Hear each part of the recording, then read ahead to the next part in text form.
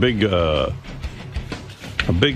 bunch of emails came in from people who wanted to comment on Grandma Caprio versus Beth. Artie, why don't you go back with Dane? This is hard now. Please.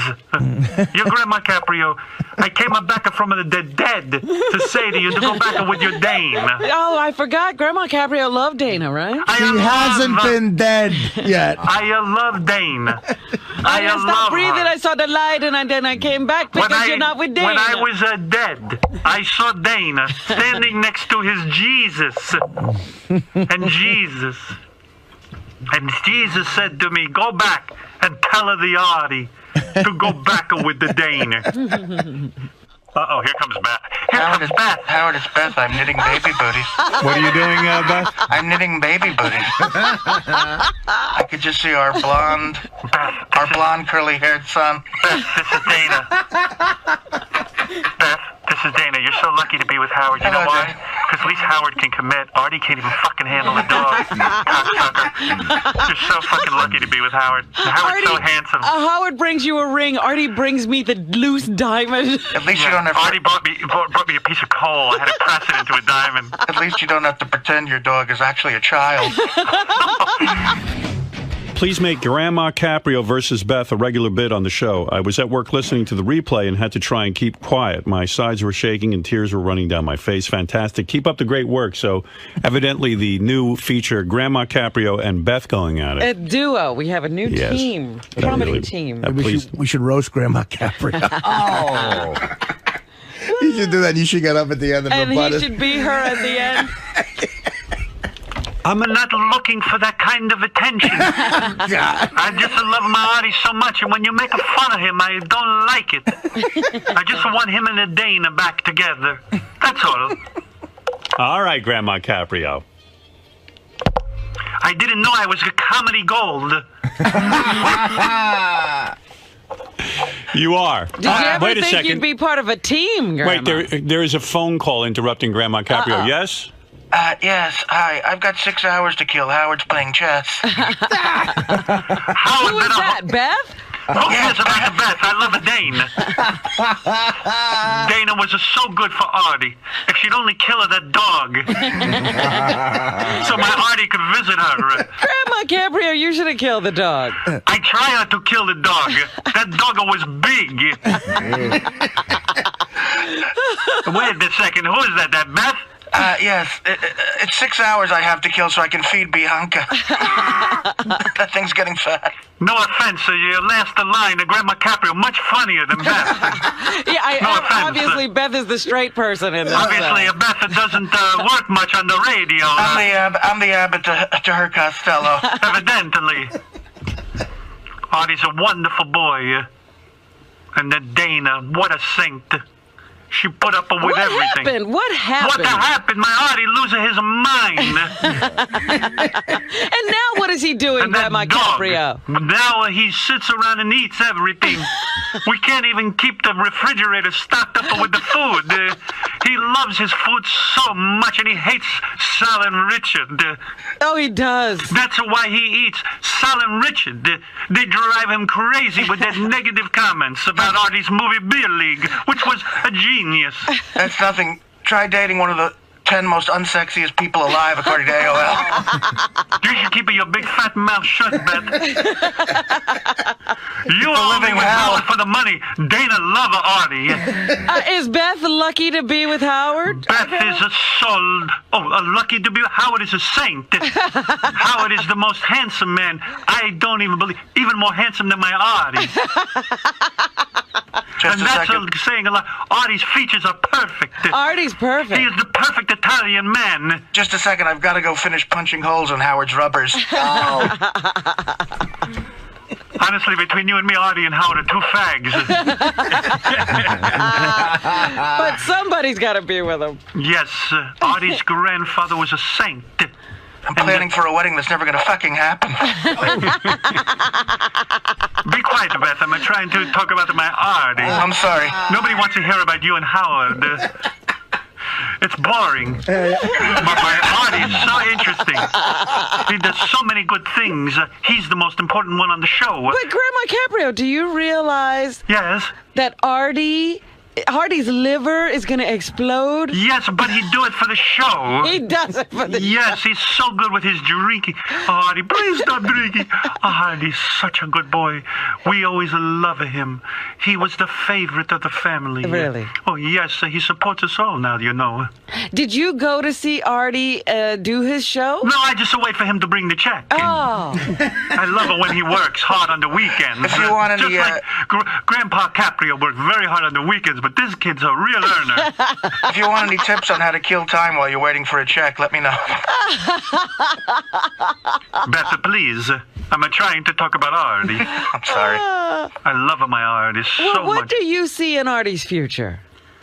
What are you talking about? Look at that pretty fat face. Every chin is prettier than the next. He's going to teach our son how to play Little League. Artie's going to teach your son? Artie is the Yes, most... when we have a son. Our son. Let me tell you, Beth, you'd be lucky if Artie gave you a baby. You would have a very strong Italian baby. Just like my Artie. He could eat anybody under the table. Artie, if I had a son, the son would be able to eat and eat and eat till he explode. Artie would teach him that. Never mind the softball. We're going to have He'd teach him how to eat a meatball. We're going to have a 7'2" curly blonde-haired kid. My Artie would be a great father. A girl? No, it'll be a boy. Marty would only have a masculine son. The first athletic stern ever. And his son would never be gay, like a Howard's. Artie is Beth is right. Because Artie would have a heterosexual son. Oh, Howard's having a gay son? Howard would have a gay son. But who's going to take over this wonderful legacy of My Howard? Artie will take it over. Artie is the next in line. You'll be working for him sooner, Robin. I tell you something. And then you will work for Artie's son. Oh, my goodness. Artie's son's name is a beautiful Italian name, Nunzio. Artie and Nunzio, the new team. They get rid of you, just like a Van Halen. Artie. They're going to throw you out, Robin, and bring in Nunzio to work with Artie. Artie could have it. Me and Howard will be out in the Hamptons fishing in a pond. Nunzio, he built like a water buffalo. Just like my Artie. He's so strong and Italian. Oh, my I love it. goodness. He's strong Italian features. You can see Nunzio now, even though Nunzio doesn't exist. Oh, Nunzio. Nunzio Caprio How's Artie Lang. going to have a Nunzio when he's dating all these crazy With a Dana. girls? He's going to be with Dana, of course. Only a Dana would name her son Nunzio. Does Dana make a good sauce? Beautiful. She's a wonderful catch for Artie. She's the one for Artie. His penis is like a puzzle fit into her vagina. Like a lock and a key. When the two made love, it was beautiful. I could teach her how to make turkey meatballs, every boring dish on the fucking planet. No offense, Beth. You're sounding more like a Artie. Beth will teach Dana how to make diet food? You must have a cold. And you sound like a retarded Chico Marx. No, I sound like you don't talk about your Grandma Caprio. Everyone knows that you're Artie. You're not really Beth. Can't wait to give birth to Ira Ostrowski Stern. Oh, Ira? Ira. He's gonna be the first half-Jewish basketball player at Penn State. You sit quiet, please. All right, enough of this. All right, girls. Enough. Yes, get off Ladies. the phone. wow. Wow. Grandma Caprio on a tear. So there you go. Yeah, she's vicious this morning. This is bullshit. Be quiet. Let the show go on. I'm sorry, I wouldn't want to hog the mic. You're on the phone. You're on the mic. Oh, sorry. I forgot. I can't believe Beth didn't say anything about the animals. What animals? Oh, yeah. Oh, yeah, by the way, you fuck mean those my What? What did you say? Fuck the animals, too. Sick of make-believing I like animals for this motherfucker. She loves the animals. You're How so dare you. bad. All right. Guy says the guy who called in about using too much Purell hand sanitizer, I Yes. thought this was a good note. The alcohol-based hand sanitizers are bad, this guy says. He's right. You can get a reaction to your skin. So what are you use? You should use Hands to Go. No alcohol, works awesome. Available at Bed Bath & Beyond. All right. My Artie doesn't need a hand sanitizer. He's an Italian. Big, strong. He's rubbing his hands together like a praying mantis. He just gets sick and he takes it. Yes, and when Artie gets sick, he come to work anyway. Bad news, Howard. I'm eating. I might get fat. What's wrong with that? I don't know. I hope you like me when I'm fat. As I may be by 2 o'clock this afternoon. Of course he's gonna like you, Beth. Don't worry. My Artie's fat. Everyone loves him. You should see all the girls who give him his number. My Artie doesn't need to wear Purell hand sanitizer. He just rub a ragu sauce on his hands. Get rid of all the germs. My Artie washes his hands in spaghetti sauce. All right, Grandma Caprio, we've heard enough about your Artie. So loved. So loved. That family loves you, Artie. Yeah. Your grandmother really does. How is she? She okay, by the way? Seriously. I think so, yeah. In the middle of his... You didn't even check? In the middle of his Beth impression, he's eating. What are you eating now? Breakfast Are you back on your diet? Let me eat my bagel. Oh, okay. He's not on anything. He is on a diet. He only had two burgers with fries and a shake. He didn't go That crazy. was last week. They weren't double cheeseburgers. Greg, would you like to do your obligatory pre-interview right by this famous painting right behind you? Jesus Christ.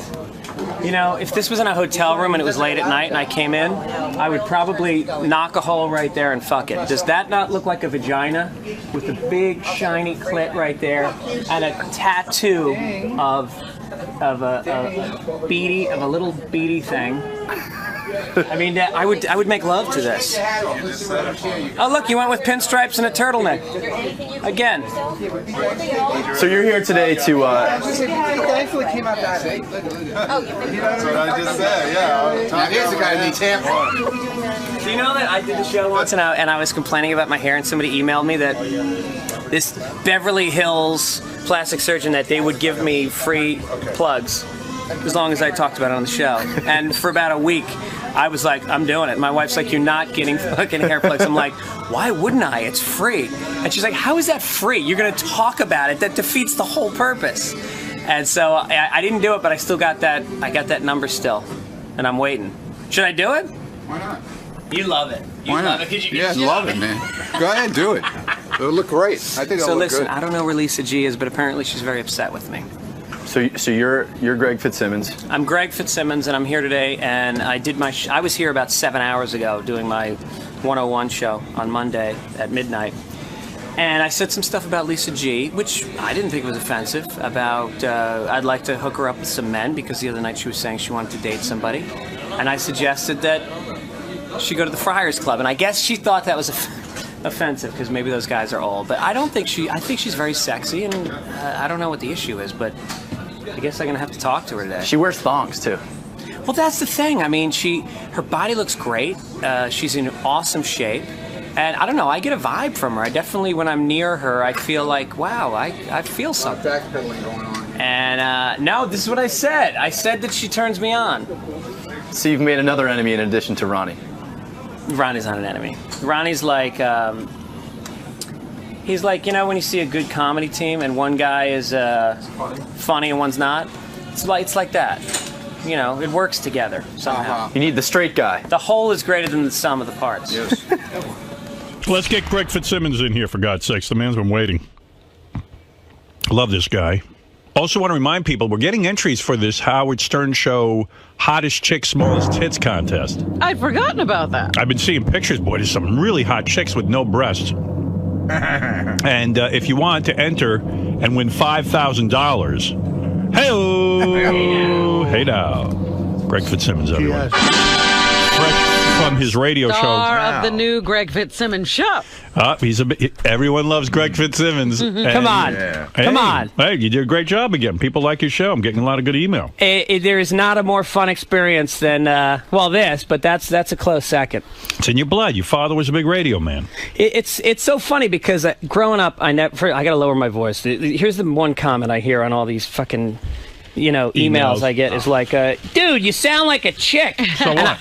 I don't know why. I guess when I get excited, my voice goes up. That's distinctive. Don't worry about it. Just be yourself. But it's funny. Growing up with my dad, it was like it's what he did, but I didn't want to do that. You never want to do what your dad does, Right. and I tried not to. And it's like you can't avoid your DNA. It's like here it is, like 18 years into the entertainment business, and I'm just got my first paycheck as a DJ. Your dad would have been very proud of you.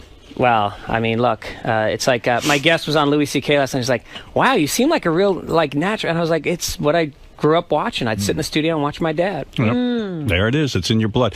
Let me just finish this thought. The hottest chick with the smallest breasts. If you want to win $5,000 and you want to enter, just send in a topless picture of yourself to contest@howardstern.com. The hottest chick, smallest breast contest is sponsored by thebestporn.com. It's the largest and most trusted porn review site on the internet with over 4,000 adult pay site reviews. Don't ever sign up to a porn site without visiting thebestporn.com. It's completely free. Thebestporn.com. Hey now. Greg. Hey now. Hey now. So, let's see. The last time I talked to you, you were going to go do the Pat Cooper roast. Oh, that's right. Did you do it? Yeah, it was. How do you do, Artie? Excellent. You're interrupting a meal, Howard. Was he talking about the fried egg sandwich or my set at the roast? don't know. It's not a fried egg sandwich. What are you eating? He's eating that lunch that I eat. Yeah, I mean Howard's healthy lunch, and it's harder to get down than the fried egg. There's a lot going Look at on. that grilled chicken. Nice. Yeah, Brown rice? tomato sauce. 8 in the How morning. good does Artie look? No, he really. Huh? Benji just The said. diet is working. Benji on the commercial said, "God, you guys must process food differently because you eat the same exact lunch." You don't look the same. You know, Greg really killed, and it's actually Greg he went on before me, and he made an observation that helped me out because Richard Belzer's set, he had these coke sniffles that were crazy. I don't think he was on coke, right? But he sniffled every 5 seconds. I'm looking around, going, "Does anybody else notice this?" Because I wanted to do a joke. It's about between it. every joke. Yeah, he would go. So Greg made a reference to it. And I was like, "Okay, shit, I'm not going crazy." I went up and I said, "It's good to see he's been saving his residuals from homicide. He can still afford an 8-ball before a lunchtime roast." Is a guy like Richard Belzer your hero? I mean, he was a stand-up comic. He got onto a regular television show. Is that the goal? Well, I think the goal as a comedian is to get cast on a comedy. He seems to get cast in dramas, but that's the greatest gig in the world because then you can... Would you like something like that? Would you like to be on a comedy or a drama? Yeah, I think a drama actually in a way is preferable. I think that the sitcoms you see on TV now feel so formulated and fake. I've never seen... The dramas are better. Yeah, I like dramas. Yeah. And, with the strike, I think it's a good opportunity to just go like, you know what? That sitcom thing ain't working. The 2.5 Men, So you did the Pat Cooper roast. Yeah. And you killed, Artie said. He did a great job. And are you a fan of Pat Cooper? Well, Pat, I mean, one of the things I said when I was there is that, when I was growing up, I would go to the Friars Club with my dad, and he'd literally just drop me off. And I wanted to be a comedian since I was about 8 years old. I used to memorize comedy albums, and I'd go up to guys like Malzy Lawrence and Dick Capri and Pat, and I would ask them stupid questions, and I'd want to tell them my jokes that I want to do when I got older. And Pat was the one guy who would just always make time, and he'd sit down with me, and he'd encourage me. Wow. And then he would put his fingers in my asshole. And we're not roasting now. So anyway, he meant a lot to me, and his spirit. I mean, I think a lot of comedians today look at Pat as the guy who. That's the new comedy, is like what he's been doing all these years, is guys getting up and saying exactly how they feel. So you felt good afterwards, and... I wrote him a long letter saying what an inspiration he's been, what a friend he's been. So 2 weeks later, I get this manila envelope, handwritten with coffee stains on it. I open it up. It's a fucking black and white photo of Pat Cooper, just signed Pat Cooper. He didn't read your letter. Very personable. What, he's busy? How much fan mail is he getting? Unbelievable. Wow. And that shit is framed on my office wall right now. Did Pat have family at the roast? Well, that's what's unusual. It's the rap was that he wasn't talking to his family, and then I saw his daughter there. So he has it. You see, But is that the daughter, like the stepdaughter? No. He had a daughter with his second wife. That wasn't his daughter, I don't think. This had to be the second wife, because this woman was not that old. I think Robin's right. he had a wife, he had a son and a daughter from the first marriage. Those are the two he didn't talk to. Right. And the he had a second wife had some stepdaughter. kids already, but he raised them. So that's like, I think, a stepdaughter. Yeah, it was weird because I got introduced to two people right before the roast that were introduced to me as Pat's son and daughter-in-law, maybe, or something. And I wasn't sure for which was the in-law, but I thought it was the daughter. It's a daughter, yeah. Oh, it is. Daughter Okay, and and a son-in-law. Yeah. His second wife, his first two kids, he used to fight with here on the air. Like Right. he wouldn't even talk to them. I remember. Those were his biological kids. Then he married, I think probably out of spite, he loved the new daughter, the daughter that the wife had, more than anything on this planet, and spoiled her and everything. Yeah, that happens. It happens. So she showed up, the daughter showed up. She showed up, and yeah, it had to be that, because now that I think of it, he's like 81, and this girl couldn't have been more than 40. Right. So, and I said, and she goes, I go, did you enjoy it? She goes, yeah, it's just, I've always heard about these, and I've never seen him do the roast. I go, never seen him. The guy closes every roast for 20 years. You never saw him. And it was kind of, you could tell there was like a little tension going on. And then he was kind of walking through, and of course everybody's coming up and shaking his hand, and they're kind of trailing behind him like 10 steps. And then I'm finally having this conversation with her, and then he's on the other side going, "Hey, let's go! What the hell am I waiting for?" And she looks at me, she goes, "You see? Yeah. You see?" I can't imagine it's all a bed of roses with Pat. Yeah. So he was yelling at the kids the whole time? Well, part of it is he doesn't hear very well. He's got a hearing aid in. Is he 81? I think he's 81, isn't Wow. he? I thought it was 70s, but I mean, it couldn't have been far I thought he's off. in his I mean, who the 70s. fuck Yeah. knows, but- Well, he looks great, but he can't Oh, hear for shit. 78. He said he was 78 when he was in Okay. there. I remember that number. It's close enough. And Marianne from Brooklyn checking in again. Yes, Marianne. Again, Howard. Oh, before I forget, Riley Martin should have Shirley MacLaine on. But Greg Fitzsimmons, I saw you at Artie. You were very funny, especially your jokes about morning sex. But the writers do have to get paid, because that suit you were wearing was from your confirmation.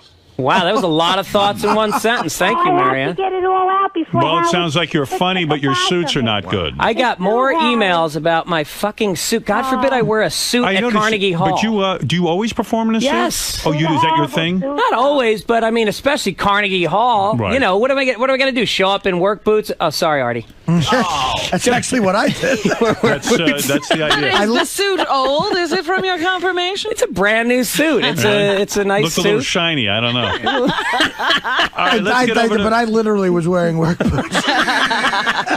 Mike, And he go was all ahead. proud because they were new. They were new. Mike in Boston, you're on the air. Hi, Howard. Hi. I'm the guy that Craig said he almost blew in Boston. Oh, It's Greg, so I know Greg, it's not Greg the right Fitzsimmons. guy. You're not the right guy. Anybody that Greg almost blew would know his name. So, Ivy Supersonic, you're on the air. Go ahead. Hey, so I'm having an issue here with this Noel Ashman, who's the owner of Plum Nightclub on 14th Street. I threw Whoa. Hold. What's going on here?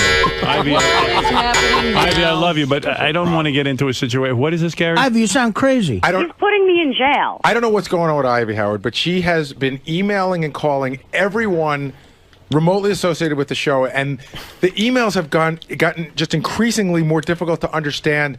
They make no sense, but all I know is that she's supposed to turn herself in for something on Thursday, but Thursday's not a good day because she has a doctor's appointment, and Courtney Love's lawyer Well, wouldn't you call refuses. the courts, not us? Courtney Love's lawyer refuses to represent her because he wants 10,000, but she's only got 500. Oh. What's going on? You're getting arrested Yeah, they asked me to turn myself in on Thursday. for what? For vandalism. Who'd you vandalize? Plum Nightclub. Why? I mean, all I did was glue the stuff out of my refrigerator to his door. And Why would you do that to the gentleman? Because he owes me money. And he doesn't want to pay. When people owe me money, I don't glue stuff to their door. But he won't pay, and he owes 15 of us money. So Well, I'm maybe the he feels collector. he doesn't owe me money. He doesn't owe you money, but he owes No, I me said money. maybe he feels he doesn't owe you money. But he does. He said he wrote the check, but then he doesn't sign it. Ivy, whatever happened to court? With Scrat? No. Just going to court to get your money back. Don't talk about Scrat. Well, I'm not going to court over $1,000. I mean, it's not that important. But you're going to Well, jail it looks over like it. you're going to jail over What'd you glue on his door? Some crispy Cocoa Krispies, whatever's in my refrigerator, capers. I had. But why would you do pasta. that? I mean, you have a dispute with a guy over money, Well, sensible I jammed person. his locks with glue. But once you commit an act of vandalism, Thank goodness I paid Ivy when she did. Thank God Robin paid me. I mean, this guy didn't know who he was fucking with. I mean, I'm. well, it sounds like he's got the last laugh. You're going to jail. He's not. Howard, once they open his books and see how he's robbed. and all come the fraud, on. That's slanderous. That's libelous. And you know what? Then he's going to sue you. Yeah, you don't know what's in his book. You don't know. If you have a money dispute with a gentleman, it's not fair to say that, Ivy. You can't go out and commit mindless acts of vandalism. Honestly, I'm trying to talk sense to you. Obviously, your parents didn't talk sense to you. This is crazy. Well, they're dead. They can't talk to me. Oh, well, someone needs to talk to you. You need a psychiatrist. Are you going to sit down and talk to Ivy? No, I'm not. She's making so much sense right now, like her messages, her emails, and even like the voicemail she left yesterday. I thought I was going to ask you if you were taking crystal meth. I swear to God, that's what it sounds like.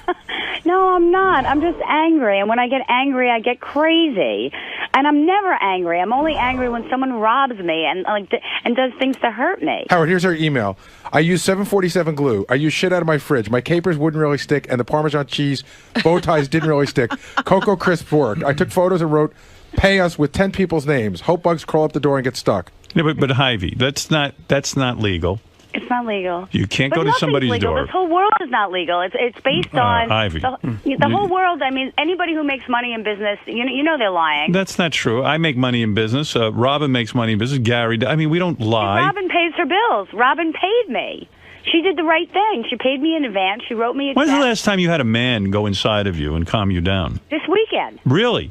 I think I need that every day. Woman's got an incredible body. Ivy, listen, my name's Artie. I'm a announcer and a writer on the show, host of the show. I'd love to come over there this afternoon and fuck you.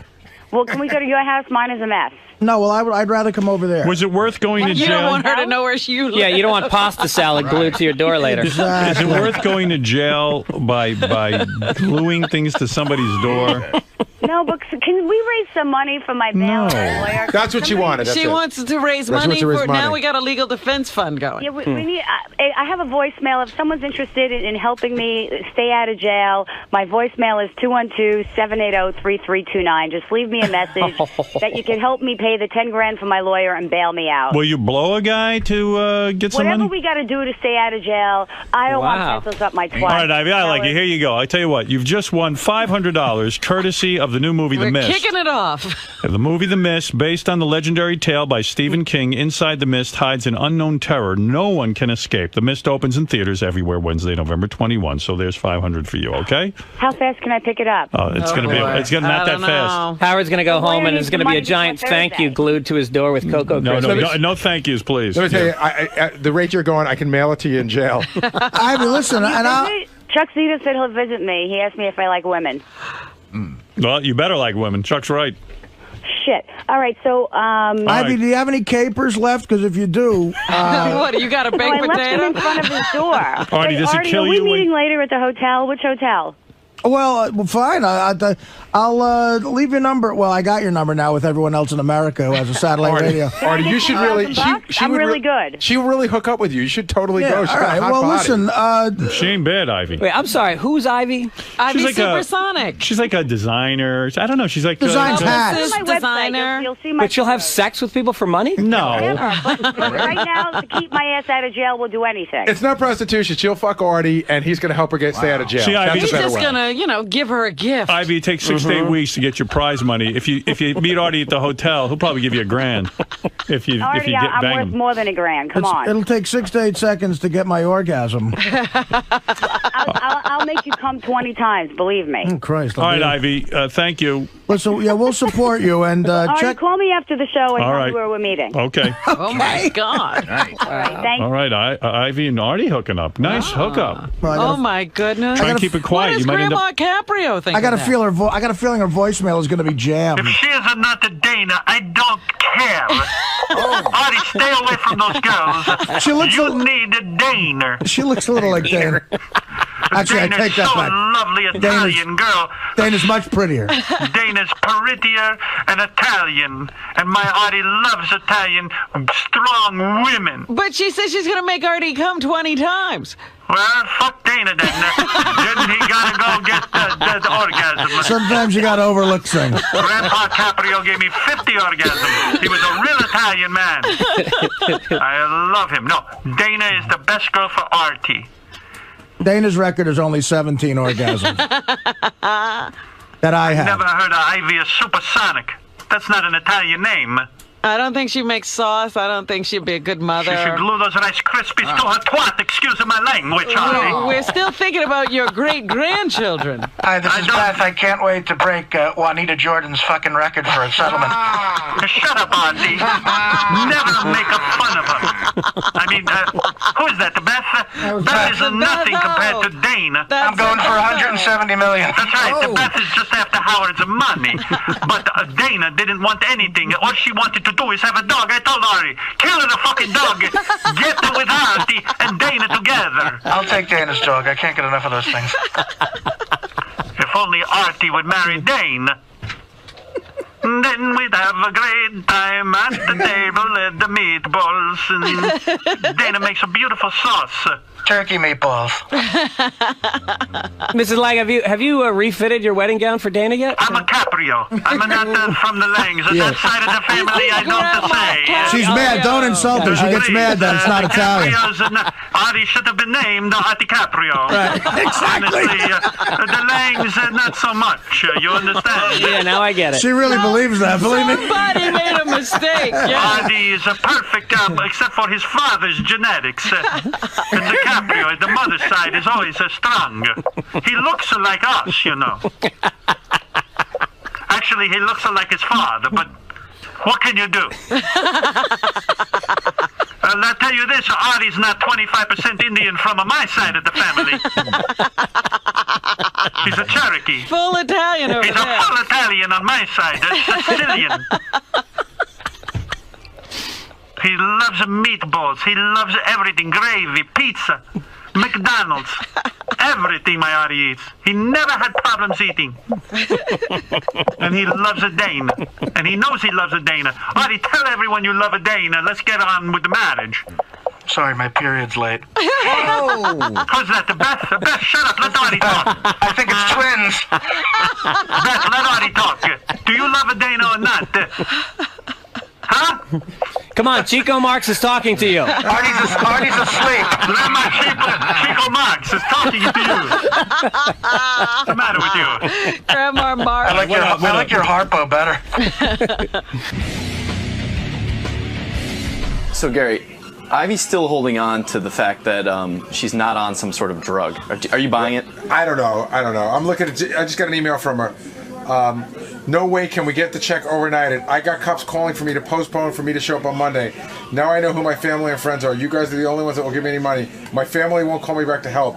But you got to see, it's like, it's like lots of exclamation points and weird spelling. She spells like Prince. I think she's up to something. I mean, there's something going on there, but she says no, so I got to take her word for it. She seems to always claim innocence, though, whenever we call her out on how manic she is. And Right. And the fact that she dropped 50 pounds in the last 3 years and is down to a fucking toothpick size. But like in one instance, she's had problems with a guy who she claims is like a Nazi, and then right. It's Ivy against the world, but she's not. It's not her landlord. It's the guy who didn't pay her. She's not in front of Rupert Murdoch's apartment on a van yelling, "You stole Scrat." It's always something with Ivy. I thought these hat designers were more. I'm not talking about cheating or anything like that, but I mean more like, work stuff, or, if you're going away or whatever. Like, does she want to keep tabs on where you are? In the beginning, I did a lot, but, now I come home and she's like, what happened today at work? And I said, nothing. It's just the same old thing. And she says, why do you get so uptight when I ask you about work? I go, because if I bring something up, we're going to get into an argument, and you don't know the whole story. And But what do you mean? What would you argue about at work? Well, let's say like my sex life sucks, something like that. And but I mean, when she says what on at work today, you'd say, oh, we had this comedian on. She used to be on Last Comic Stand, and she's pretty funny. She did the roast. You don't. Yeah, somewhat, but I'm tired. I don't want to talk. I've been talking all day. I've been working all day. No, you're just tired of talking to her. Well, I'm not. Yeah, but maybe, you are. Maybe a little bit. So, it got to the point because I don't bring up your work anymore because you don't want to talk about it. And do you say to her, what'd you do all day? No. Does she tell you about her day anyway? Yeah, I do ask her from time to time. We do talk about it. But what am I going to hear? She went to Target. She bought bottled water. She stopped and got her hair done. She was, talking to her girlfriends. I got to tell you, we sit at the dinner table every night, and it's not like I'm like, the teacher, like, what did you do? What did you do? I'll be like, Lucas, what'd you do today? Oh, school. I go, Mary, what did you do today? She said, I went to the gym and I did this and I did that. And I do ask the Jack questions. says who was on the show, and that's what you do at dinner, I think. We do that at dinner. I do ask the questions, but there's really, after being with somebody for close to 20 years, it's pretty much the same monotonous routine. So I always ask, and we certainly share a lot of things together, and we talk about our friends and things that are going on, but I mean, so the question is, could you pull off a Ponzi scheme with your wife not knowing about it? No, I couldn't. Not with her. No, she's well aware of my schedule. She does. She puts my schedule together as far as the well. In this case, it wasn't Bernie Madoff's schedule. He had a regular schedule. It's just what he was doing while he was there. That's right. I certainly couldn't pull it off. No, we're certainly in tune and in touch with each other as far as I know. Hey, Ronnie, I see you over there. Are you doing Good Day LA or what? I don't know. Where did this come from? Munfan Network.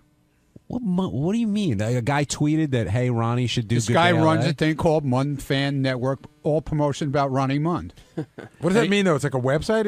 On Twitter. Is this officially sanctioned by you, or I don't give? Listen, I don't give a shit what he does. He puts shit up all. No, what are you talking about? Money? What are you? Right away, everything's for money with you. What are you? The funny thing is, about? when Ronnie says he doesn't give a shit, in his world that is officially sanctioned. Are you okay with it though?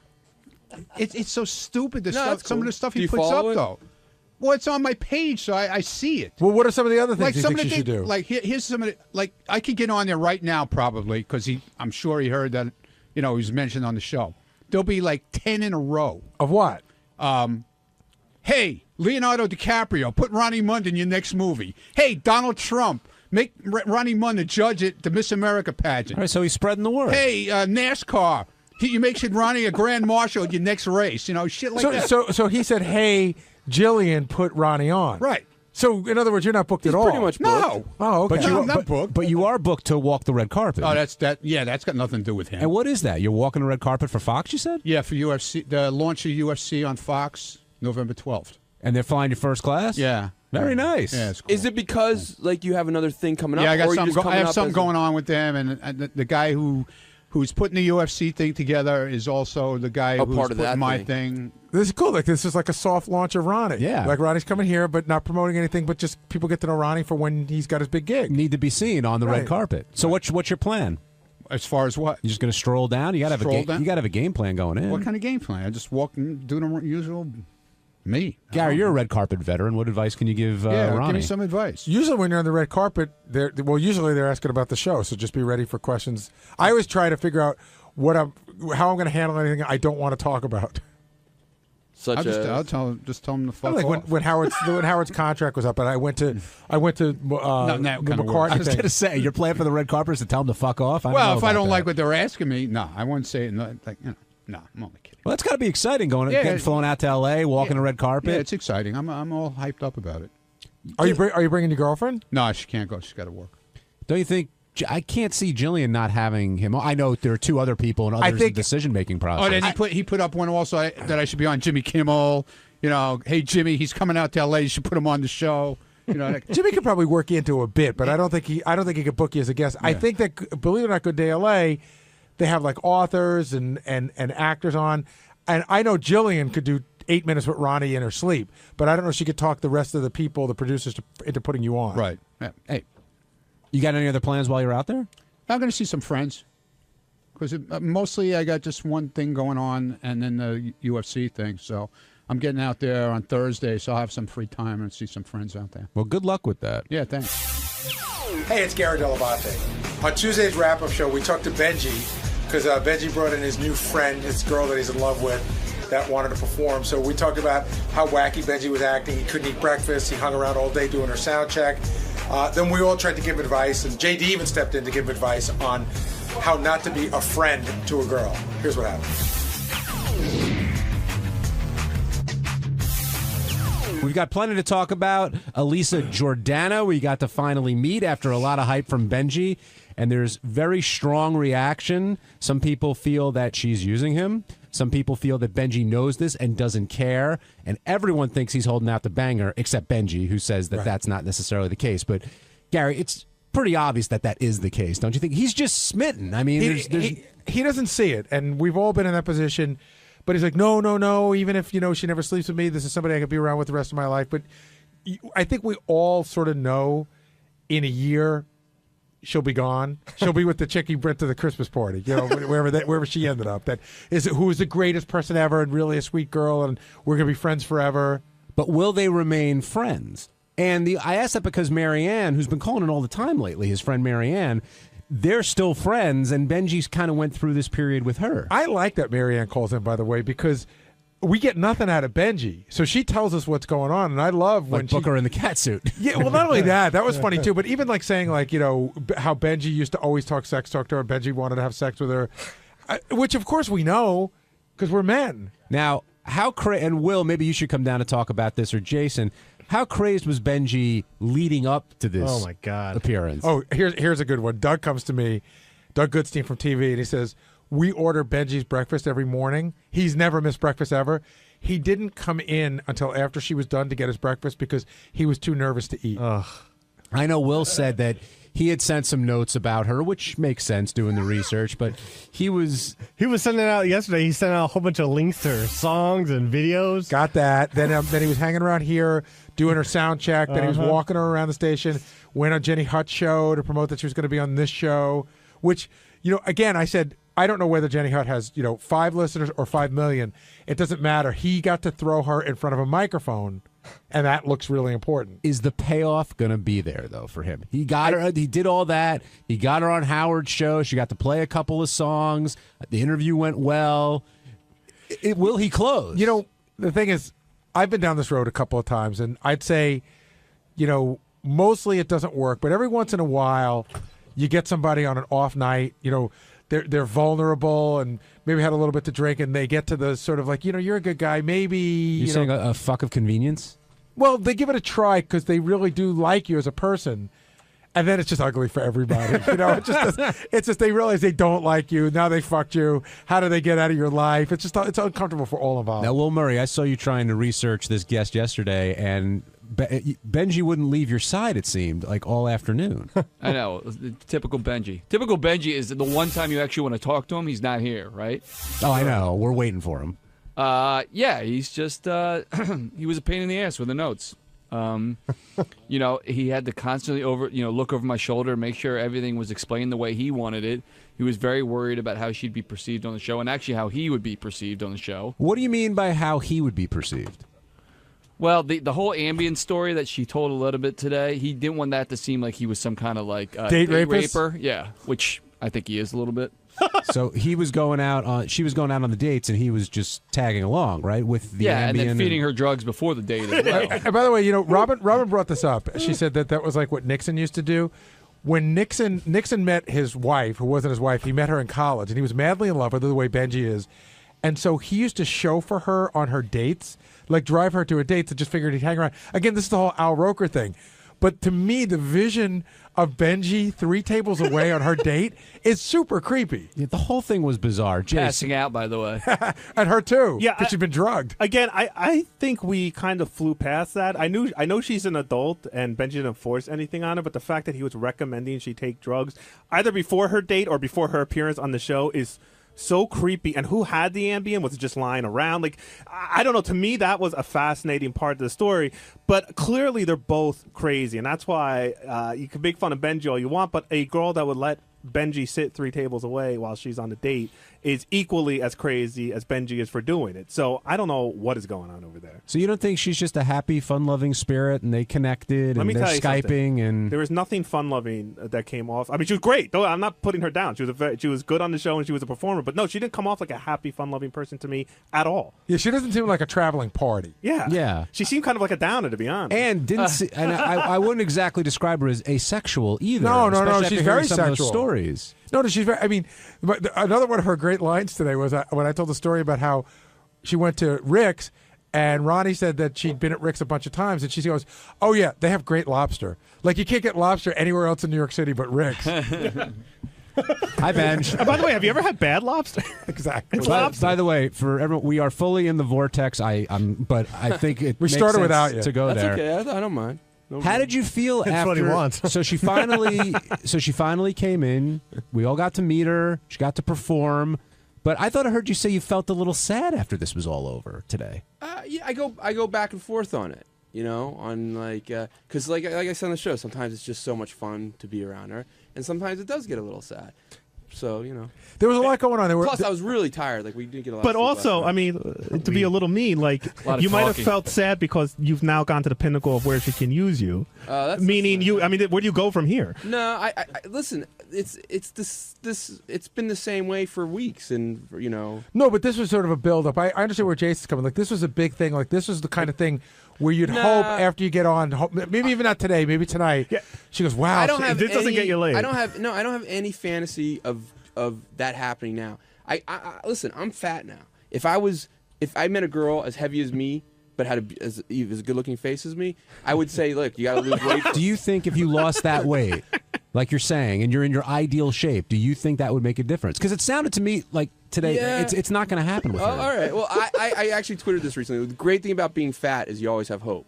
But do you Once think I lose all the weight and there's this? But do you think it's only a weight thing? That's the only thing between you and her? I think no. I don't know. I don't know. I really don't. Howard asked point blank, "Would you bang Benji?" Right. And she didn't say no, right. But she gave the if there was a nuclear war kind of like she was giving the excuses. She gave the being nice answer. Do you think that would really work? Well, it seemed like you got the sort of not that good looking but a great personality. No, I know. Right? Like I knew when I pitched that as a hey, to have her on. I was just talking to Greg about this. Like there's three things going on. One, did I want to get her on the show and like help my friend out and impress her? Absolutely. Did I want to get her music out there?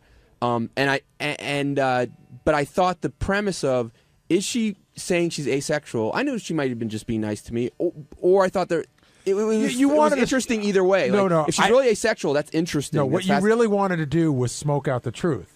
Well, seriously, I know. I mean, maybe you wanted to put her on the spot to get to the truth to say, is she asexual or is she just not interested in you? No, but I thought either way it makes it a real interesting to you, especially. Yeah. But it started to come out in the last couple weeks anyway. So do you look at her any differently after today? I'm very impressed by her because I know she's as great as a performer she is, as talented as she is. She's hardly done any like solo radio on herself. Well, solo is herself, but and I know she was incredibly nervous. Like I know she's incredibly good, but was also incredibly nervous. So I'm really impressed by her. Overcoming her fears and doing that. That was another thing that I found really, really interesting right from when you pitched her at the meeting. I think she's very talented, but we've had many talented people cross through here. Right. I've never seen you so into it. And first of all, even when she was playing today, you didn't even know the TV show was doing cutaway shots of you bopping and I really do like her music. So I think you really like her. We can tell. I do. I really like her too, but I really like her music also. JD, what advice would you have for Benji? I was also bopping when Lady Gaga was in. Not like this. I don't know. I don't even know. If he's okay with them being just friends, then I'll let him do his thing, whatever. But it seems like he wants. Hold on. But if he's looking, if he even thinks. He's dreaming of a little something more. I think he should just stop. Well, no, because you're really hurting yourself. I get that, and like you said, I don't think she will meet someone better than me. I don't think that she'll meet someone better than me. I had this conversation with her during the break. I don't mean better than. I'm saying that will make her happy. She won't that she'll be happy. Have better emotional. She won't meet somebody. But maybe I'm wrong. Then why isn't she saying, Benji? You know what? You're the love of my life. We should be together forever, always. Because I'll never find anything better. Because she's not at that point, and it might not happen. I agree that, and I might. Like I've said repeatedly, I might say, you know what? It does hurt me too much to see someone I really like this way, but. Sometimes it does, sometimes it doesn't. I gotta say, what happens. I really like the angle you were taking for getting her drugged up and then moving forward. So I would suggest, unlike JD, is either get more or better drugs. All right. Where do you think this will? It's a year from now. Will you be friends? Will we have never not heard of her for 6 months? Where do you think it'll all be? I don't know. I could see I don't know. She's the kind of person I could see. If it doesn't work out, maybe I like her. I like her a lot. So maybe it's someone I want all my life. And we, so I don't know. JD, you've been the friend victim, right? With some chicks? Yeah. Have you remained sort of recently? And you have to just It took a little while, but you gotta have to cut the cord, but if people, because it'll kill you. But JD, like I went through some major anxiety over someone, and it's just like, ugh, it wasn't even worth it. But when people were telling you, you know what, it ain't gonna happen. It's time to move on. You wouldn't listen. Kinda. There were always the thoughts of maybe there's a chance, but then JD, first of all, I think every guy's gone through this, and I'm assuming you're talking about. I can't remember. It started with Ash.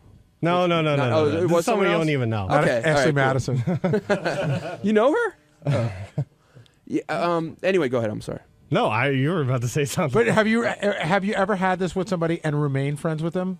Not really. No. Once a girl isn't into me, attracted to me or whatever, it's hard. What are you laughing at? It's hard for me to be just friends with them. You know what I mean? Same here. It's not. Or sometimes it is, and sometimes it's not.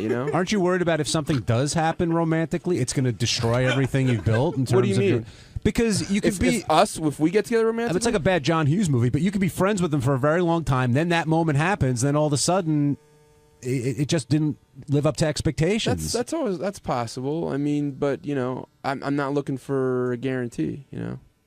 I was back there in the newsroom, John, and Al, who's editing up the news stories today for us, told me an interesting story that when Benji did the hurricane show, where he was doing a 1-hour show during Hurricane Irene, I think, he had asked Al to upload 20 songs of this girl into Profit to play throughout the show. She was gonna be one of the people I interviewed. They said they couldn't get her on the phone. Now, Al sat there and had to upload 20 songs. Well, they asked me. They said, give us every single thing you want to upload that could possibly be, because they also told me when I did the Hurricane show it could be all night. So you skipped the Billy Joel anthology. No, I also had several Daniel Johnston songs. I tried to get a Kenny Roby song about Daniel a hurricane. Johnson? Another guy won't bang him. Yeah. Well, don't say that so quickly. Hey, Benji, one question real quick. At your peak, do you think you like Marianne more than you like, what's her name now, Elisa? It's so hard to... No, I don't think so. Does it bum you out that... I do love Marianne. Does it bum you out that Marianne calls in? Because it pissed me off. I mean, I love her, and Marianne is one of my closest friends, and we're one of my best friends. But I don't like this, I don't like... It's you don't need to tell people... just give it up. I don't believe in telling people give up something. I can say hey, you know what? I think it might lead you to getting hurt. But just drop it. It's never going to happen. I was asking more about the stuff because you don't tell us anything. So she tells us the stuff about you. Like what? Like that you used to try to talk dirty to her and what your moves were and her and all that stuff. Listen, Marianne and I joke around a lot. Did they involve Amy? And what were you doing yesterday? I mean, you were all over the place with this. I know Will said he was trying to get you for a pre-interview. He really... Yeah. I mean, you were in his hair. You did a show last night. Are you playing up the moment, or you just? No, I like Gary. There was a build up to this, and we did. There was a lot of. She did like rehearsal and stuff, and there was. It's like Clive Davis. Isn't it going? Sounds like a hit, sweetheart. I was there for the rehearsal. It was cool. Benji was videotaping it and asking people to come in to watch. And she said because she felt better because she was very nervous about performing, so she wanted different people to. Strangers just to be there. Do you think there's a chance that she might be using you for all of this? No, I don't. I think when I initially talked to her about getting on, she was like, no, don't try to do it. Smart. So that brings a question that was a big debate in the back office. I think she enjoys it, especially. I'm sorry. Is the onus on her to cut it and say, listen, I'm not going to bang you, or is the onus on Benji to recognize that it may not happen? She said that. So she's done her onus. She really hasn't, though. She didn't say no. She's left the door ajar, ever so slightly. Yeah. She really has, though, and that's the tough part. Like a sheet of paper will fit through. Well, that's exactly it. But a sheet of paper is enough when you feel like the way you do. That's not when you're his size. If she was playing you, and I'm not saying that she is, but if she was, she's playing you perfectly. Okay. But I don't. I don't think so. I think she has a really good heart. I think that as long if she told you there is 0% possibility you and I will ever sleep together, and then you continue to do nice stuff for her, I think okay, that's not her fault anymore. But I kind of agree with Gary. She left the door open, and in a way, it's definitely using you. And even if she's not doing it to be malicious, it's still using. I think you guys are all cynics. I think that tends to be a lot of people are cynics. I'm not as cynical about. You're a romantic pussy fog. Yeah. On Wednesday's wrap-up show, two of our favorite people were here, Ronnie Mund and J.D. Harmeyer. And Ronnie spoke about how you get permission to chain a guest because he was worried about Lou Bellera and Joey Buttafuoco possibly getting into it. So we heard some Ronnie logic, and then right after that, J.D. talked about the email he sent to Howard, which said spoiler alert, and had the spoiler in the subject. Two great minds, all for you.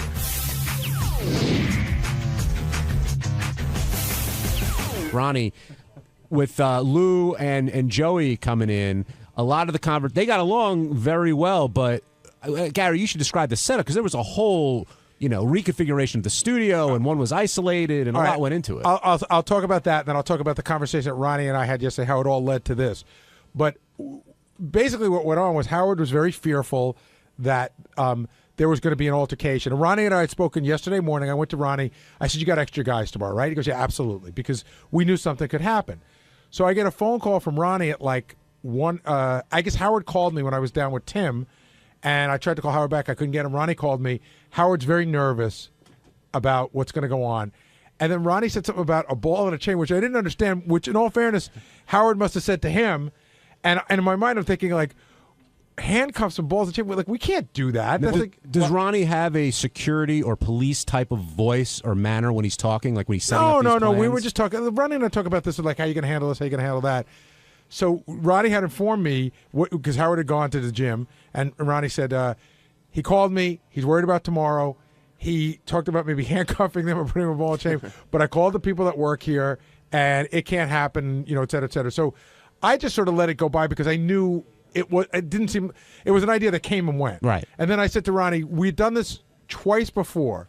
I said, why don't we put one guy in Robin's studio? That way your guys can block the door either way, him coming out or Joey going in. And that ended up being Lou. Right. We put Lou in there and put one guy on the couch. And so everybody liked that idea. Now, I'm trying to think who the other people, who's the black wrestler? I think his name was Booker T. Mm-hmm. And I think somebody interviewed him and gave him a quiz, and he did not come across looking very bright, and he was fucking angry. Yeah.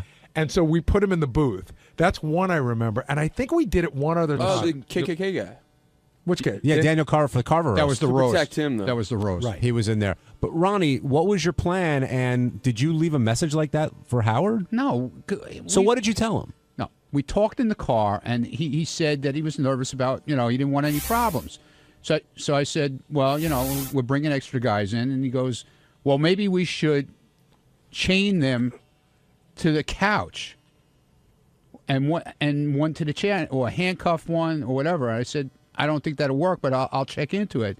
So I checked into it with a couple of people here that work here, security people. And, it's you can't do that unless you get permission. How many people did you check with? Well, 2 different people. Okay. And did you think Howard was being like dead serious? I want them chained. I want them handcuffed. He wanted something to make sure that they wouldn't get at each other. But that's not the issue. Well, there wasn't an issue. I don't think that was Howard's point. Howard's point was, did you think he was asking for you to do it without their permission? No, how can you do it without their permission? But you were saying we can't do it without their permission. Right. Well, that's what. So then we could have done it with their permission. Yeah, you could have. Yeah. So then why would you say to Howard we can't do it without their permission if you didn't think he was asking that? Benji, I actually know what he's saying. He's saying that you shouldn't go. What Benji's saying is you should have called Howard back and said we can do this. I did say that. But we're going to have to get their permission, and they may not give it. I did say that. If we got them either written or them telling on camera, beforehand, like we do when we get the IDs from girls and stuff like that, that I give my permission to be handcuffed into a chair. But did you ever assume that Howard was going to want to do it without their permission? No. So normally you don't bring up something like that unless you think. Why wouldn't you bring it up? Why would you say also like? Why is it so? We why can't do you force have feed to them. pick at everything? No, why I think it's interesting. What? I'm not trying to be mean about it. No, but I don't understand what the problem is here with you with this. What is the problem? I swear it's not a problem. I find it interesting. Okay, it's interesting, but I told him every scenario of it, and that's why he said I left this long message. What was every scenario? The scenario was either you could handcuff them with their permission, or you can't handcuff them unless they're under arrest. See, that's where it gets funny because I think we all know that nobody's going to handcuff them without their permission. Well, no, you can't just have them walk in and say, "Hey, listen, man, we think there's going to be a problem here. We're going to handcuff you." No, you could have them walk in and say, "We think there's going to be a problem here. We were thinking about it. Might be funny if we handcuff you. Are you cool for that?" Yeah, right. But they didn't. They weren't cool about doing that here. How do you know? Let's get to that. Who wasn't cool about it? The serious people. They didn't like the idea of handcuffing people. Then we couldn't do handcuff people at all if we had their permission. Well, hold on. But you're saying two different things. Either the serious guys told you no. They weren't happy with it either way, but it can be done if you have their permission. But they weren't happy about it. What can I? What? Wait. So the handcuffs. How much more can I say? Wait, Ronnie. They weren't happy about it here. Okay. So the handcuffs were out. But what about the chains? No, the same difference, John. Chains, handcuffs, the same thing. All right. So after you found this out, what was the next plan? Did you design the layout? No, Gary. I spoke to Gary. Gary said, "We've done this before. What if we do it this way?" And I said, if there's a problem with that, call me back and we'll try and work something else out. I never heard from him again, so I assumed everything was fine. When I came in this morning, that was the plan. When you came into the studio later, when Howard was talking about it, you told Howard he was coming all over you. Where did that come from? Well, right, he jumped all over me saying I was talking like a cop and all. I left him a message. I did the right thing. I told him what, he likes to know what's going on. I told him what was going on. Right, but you didn't say you're breaking my balls. You said you're coming all over me, and that seemed like an odd choice of words, I thought. Why, John? Why? You can answer that question, Gary. He's breaking my balls no matter what. If I do the right thing, it's not good. If I do the wrong thing, it's not good. What can I say? Joe in Pennsylvania, you're on the wrap-up show. Okay, I'll tell you where the problem is, Ronnie. It's if this were a trip you were planning out to California to do some Fox TV show, you'd have been a lot more tenacious. You'd have checked into a lot more sources. You'd have gotten it done. You're getting lazy. Bottom line. Yeah, okay, fine. How am I lazy? We got it done. You didn't get it done the way Howard wanted to. You said no right away. I did not say no right away. You're a negative guy. I said I would check it, and you're a fucking asshole, okay? You don't know what the hell you're talking about. Be careful, you're going to break a hip. Yeah, okay, good. All right, thanks for chiming in there, Joe. As it turned out, it was a pretty normal conversation that Lou and Joey had, right? There was none of that. Yeah, but you don't know what's going to happen. How do you know what's going to happen? There was a whole weird thing that started out right from the beginning where I went out to the hallway to talk to Joey, and he goes, "Hey, Gary, thanks for not returning my phone call 2 Thanksgivings ago." And I'm like, what are you talking about? I've spoken to Joey probably 4 times in the last year and a half. I'm probably one of the few people in any business, show business or otherwise, that calls him back pretty quickly. Mm-hmm. So he seemed to have some bug about me, the whole thing. So he said, "Can I bring my wife in?" And I said, "I don't think that works. Why don't you bring her into the green room, and then you'll go in, and then if Howard wants to call for in." And he said, "Okay." And then when I walked out to get him, Howard goes, "Bring them in." Joey goes, "Bring my wife in." And I said, "No, you're not, Joey." And he goes, "Yeah, that's what I'm doing." And I said, "Joey, we just talked about this 20 minutes ago." "No, we didn't." "Yeah, we did, Joey. We just talked about it." "Well, I changed my mind." I go, "I know, I changed mine as well. She can't come in." And it got so this is, of course, while I'm walking her in. So it got to be, he was very odd today. He was in this very odd and contentious mood. And then I guess I was the brunt. I didn't hear it, but I guess I was the brunt of Gary's keeping me off the show. Where you going, JD? JD, where you going? Why are you writing it on paper? Why don't you speak into the microphone? It was something that we already covered, actually. So what? It was a good point, though, JD made. Well, look, I won't say, Ronnie. I won't say. Speak up, man. I won't say it was JD because I didn't have this conversation with him. But some people said that when you went and said you're coming all over me, you were trying to create another catchphrase. No, I wasn't. Oh God, it was very odd, Ronnie. Yeah, it was very odd. Yeah, okay, like your catchphrase yesterday. No, my catchphrase yesterday. Yeah. Oh, pussy fog. Yeah. Well, yeah. You don't hear me using pussy fog, do you? You don't hear me using coming all over me. Yeah, either, you do did actually. I used it once today. That's it. Okay.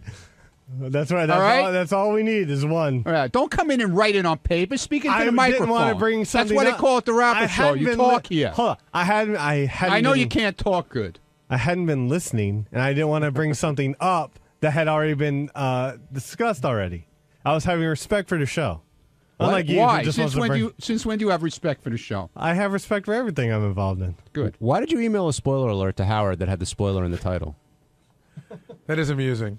I'd love to hear this explanation. There was a mention, Arquette mentioned Howard on Jimmy Kimmel, and I forwarded the message, and I assumed he had already seen Arquette had gotten kicked off.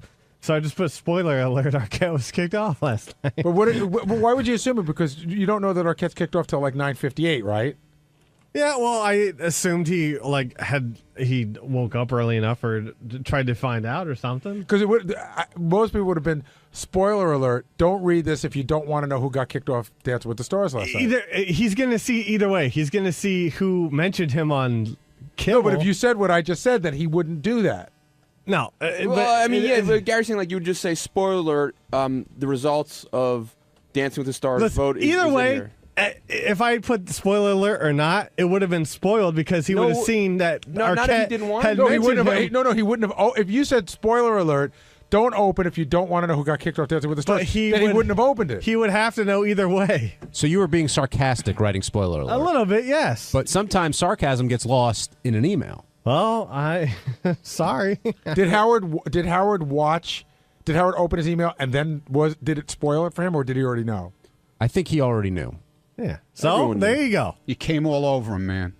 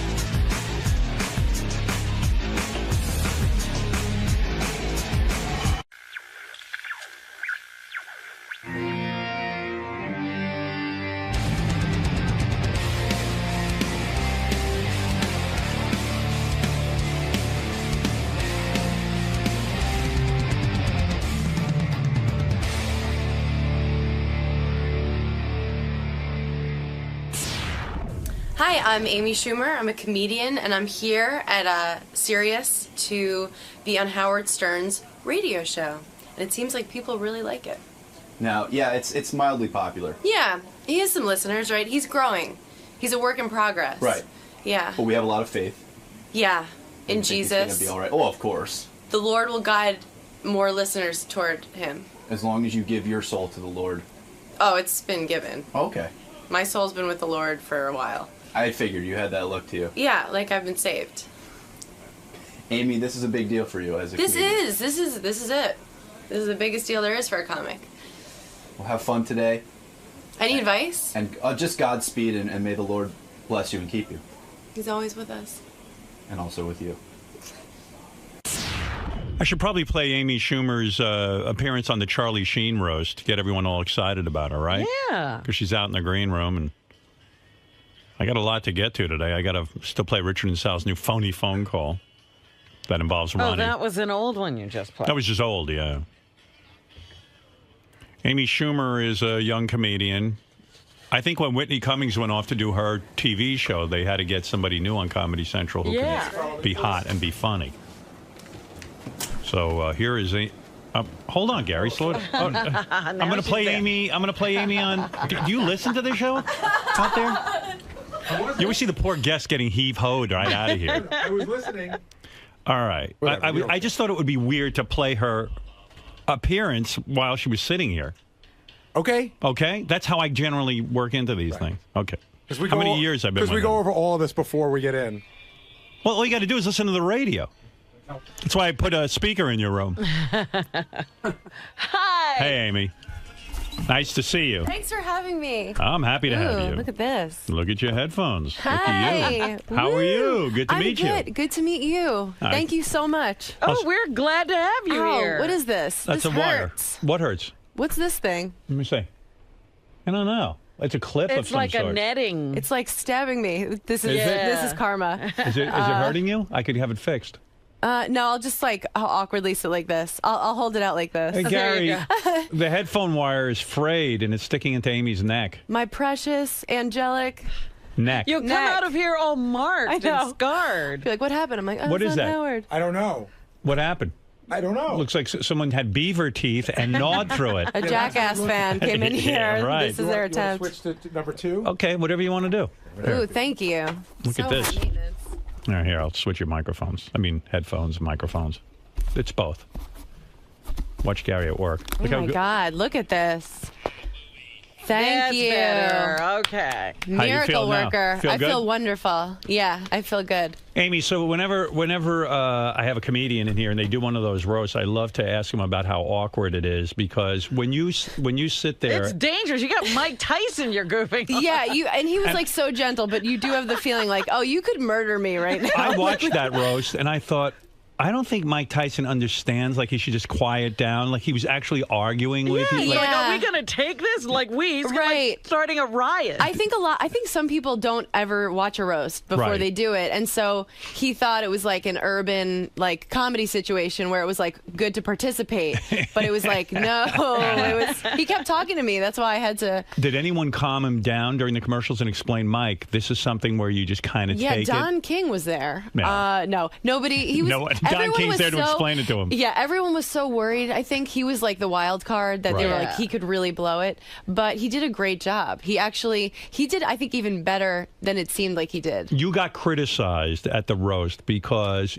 you did a joke about Steve-O, right. was the guy who died, but I didn't think it was that offensive of a joke. It wasn't No. about that guy. It was more about Steve. It was about Steve. Yeah, no, I really like the Jackass guys in those movies. I totally just thought of it as another roast joke. That wasn't like. Was he angry with you afterward? Well, Comedy Central chose to cut to him looking like he was about to start sobbing. Right. So people were like, "Oh my God! Like, why did you ruin Steve-O's life?" But I didn't think that would be like the joke heard around the world. I didn't talk to him after because he was at the hospital because his nose was broken.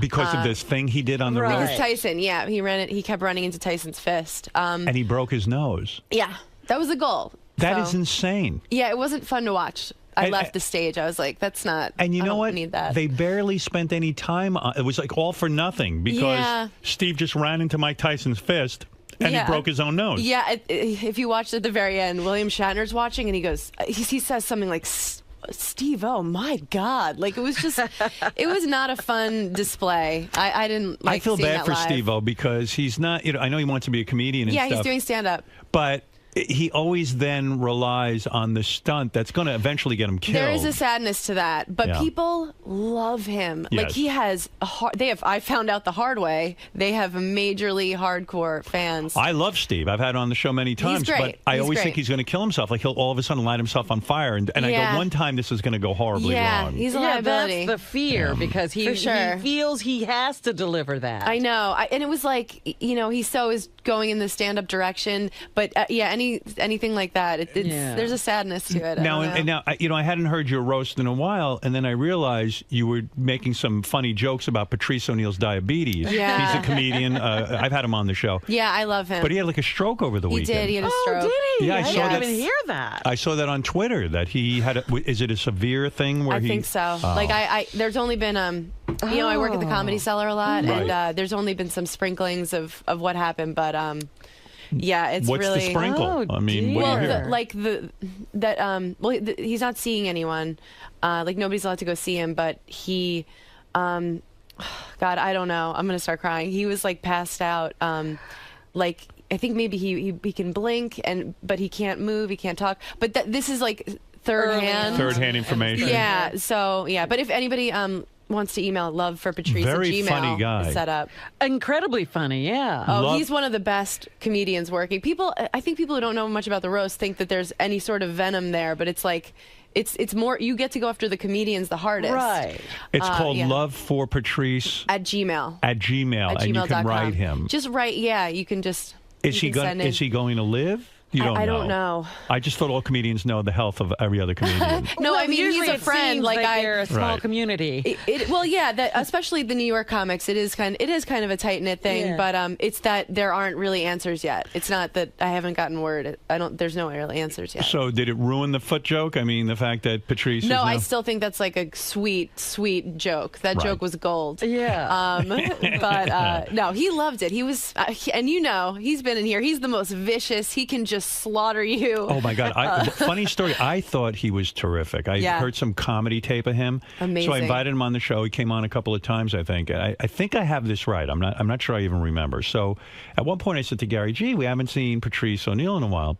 He said, "Oh, he's not doing the show anymore. He's mad at you." I said, "What did I do? I don't even know him that well." You had a falling out. You didn't Yeah, know we had a about falling it. out, and he said you were on the air one time. You couldn't think of his name, and you said to Robin, "He's a heavy set or a fat black guy. I Yeah. can't think of his name." The comedian we have on.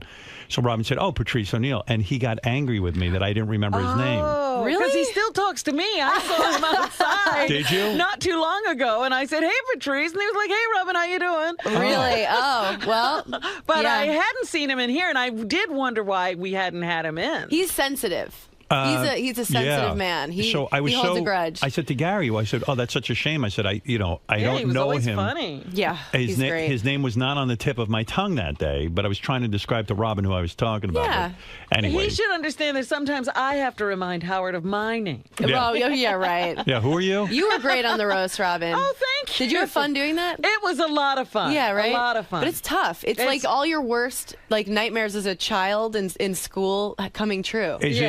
Was that the first roast you ever did for Comedy Central? Yeah, I found out 2 weeks before that I was doing it. So are you the hot girl who now gets the Whitney? Are you going to Thank take you. the Whitney slot? Do you get the I'll Whitney? take that slot for sure. You'll I'll take take Whitney's Lampanelli's slot. I'll You'll- take whoever's.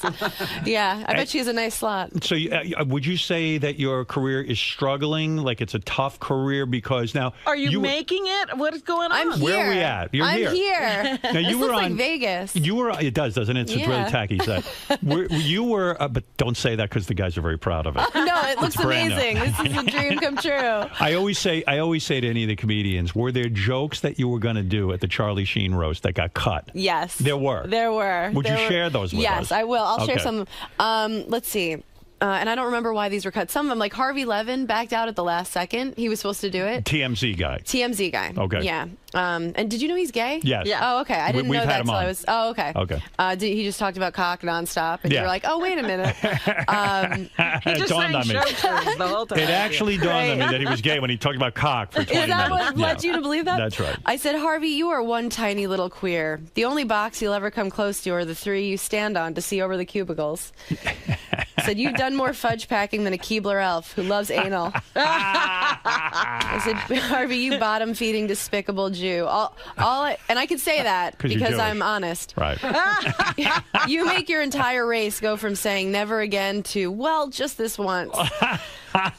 You should have been there. I know. He backed out. I was so bummed. That I would've was been going to so go after good. him. Yeah. Now, do you write these yourself? Yeah. Wow, that's hard, huh? To It sit in a is. what is the process of coming up with roast jokes? What is the inspiration? Like, what do? You just do you sit yourself down in a room Yeah. and go, I am going to think about Harvey Levin. About yeah. What's the meanest, worst thing? What do I think his deepest insecurity is? Right. Or just like my fat jokes about Shatner. I had originally written those for John Lovitz, but Lovitz looked pretty good, so I was like, I just kind of Switch 'em. transferred them to Shatner. And then I found out while we were sitting there that he's like in his 80s. 80s. Yeah. And then I'm like, I'm calling this 80-year-old guy fat. But made like, it even give him funnier. a break. But he was a good sport. Right, yeah. right. But they cut Do out you my feel- Jeff Ross ones. Do you feel bad about making fun of people at all? Does it get? If I thought I really hurt someone's feelings, I would feel like shit. Do you come up with really mean jokes that are so bad that you go, I cannot say this on a roast? Yeah.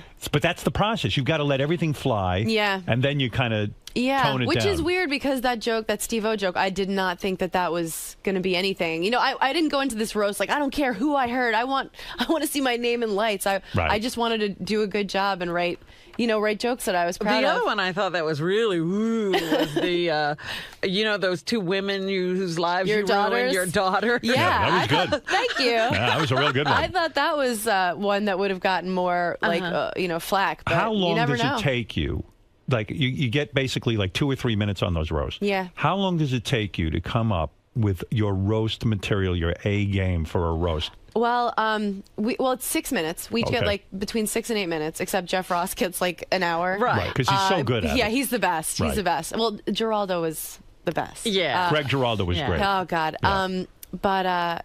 Yeah. So I think I found out that I might maybe do it like a month before. So I just started writing, and going around trying my set out. When I found out I was definitely doing it 2 weeks before, I went to every club and tried out the jokes. Every joke, right. And Yeah, Charlie which is Sheen is pretty easy. I mean, that's a lot to work with, and you don't feel bad doing it because his life is pretty awesome. Yeah. Right. You know, there's like not that much sadness to him, and I was glad he had us all over at his house the night before. Oh, really? At his manager's house, and he was just so cool. He just, I think, wanted to look us in the eye and make Right. sure we weren't like, we're gonna get you. That's kind of weird. I had no idea. Yeah, I didn't know that. What a preemptive strike. It was, well, I thought it was a great idea. It's just because But does that make you eliminate some of the jokes that the fact that you were at his Yeah, home? when Lovitz wasn't really fat, I eliminated those jokes. No, but I mean, did it make you eliminate any of your Charlie Sheen material because No. you were meeting him? Oh no, not at all. I would think maybe that would ruin it ahead of time. If I was Comedy Central, I'd be like, no one's getting together the night before. No, they liked it. I think they're going to make it a tradition. I see. Because it's like the way I felt about it was like we're all kind of we're all doing this show together. We're all making this show together. What do you mean they decided to call you like a month in advance and say maybe you'll be on? Well, they shoot for the stars. Like I think they put an offer out. They put out offers to like Johnny Depp. You Right. know, they hope someone's going through a bad phase.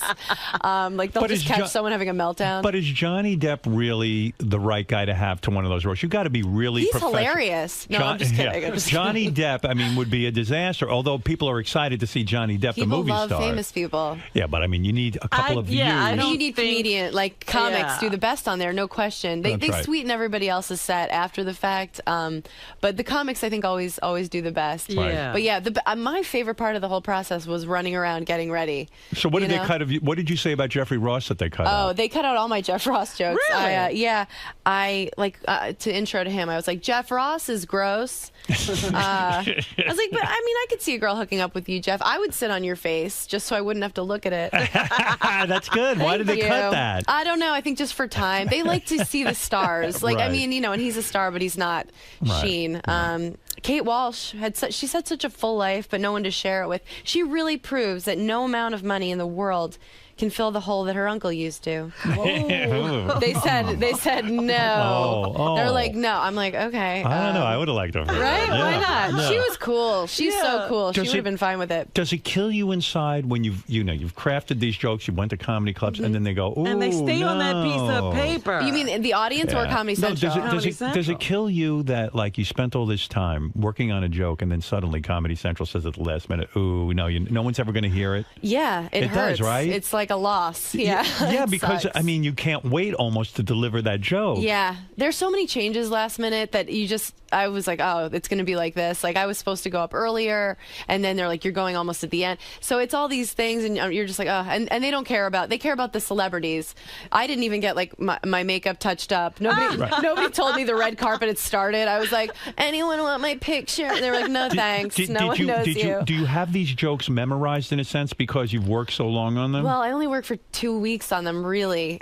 So a little bit, like I'd said them a bunch, but they're not on the tip of my tongue like my act would be. Is it your biggest fear that you'll craft a joke for the roast and then you're delivering it and then you stumble like over a word and then all of a sudden, like Sarah Silverman told me that's her biggest fear. My biggest fear is rape. Rape.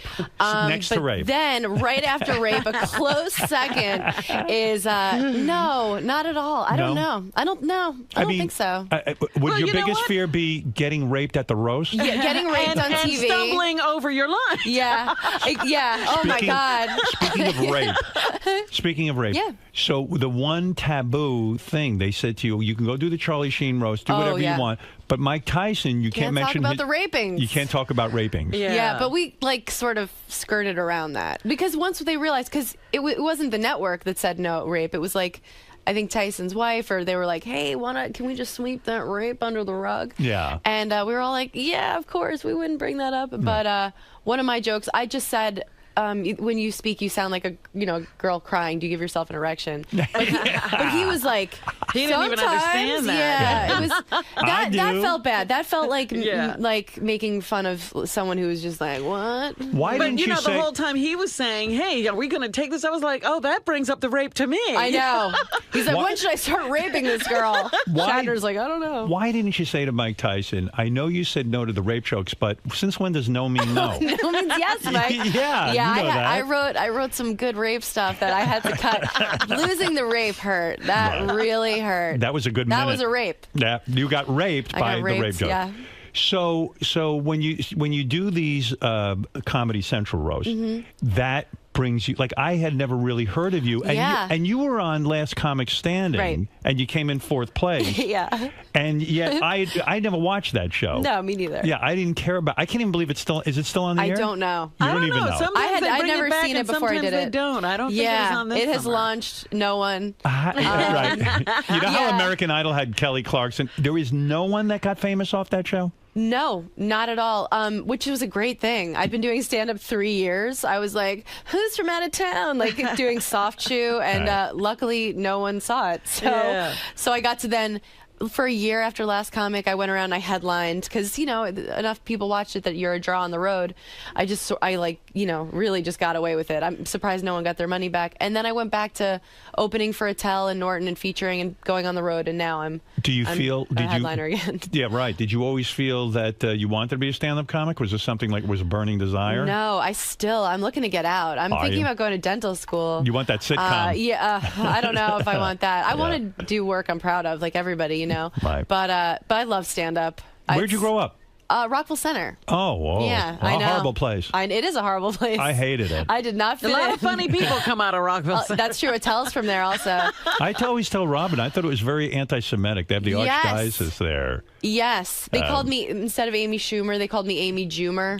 Oh, wow. I'm serious. And Oh. one day, it was like this summer day, and I was walking past this bodega, and that's a deli for. We don't know that. Yeah, right. I did Rosetta Stone, Right. and these kids they're like start throwing pennies at me, and I didn't even know that was like a. I was confused because they looked really mad, but I was like, "This is awesome!" You know? Hey, free money. Like a well seen people in are throwing Goonies. I money was at like, me. Hey, they like me. They really like me. yeah, no, I dealt with total anti-Semitism in Rockville Center. They have that golf club and beach clubs where they're like, I'd have to change my last name so they didn't know I was Jewish. It's like the Wow. real deal. So how do you end up in stand-up comedy if you didn't fantasize about it? I was a problem child. Teacher's worst nightmare and class clown were like my little awards. Oh, really? Were you really a bad kid? Yeah, I had Saturday detention every single week. Really? Yeah, like Breakfast Club, Saturday What would you detention. do in school that was so bad? I was a huge wise ass. I would say the funniest thing I could think of. Like I just liked making myself laugh and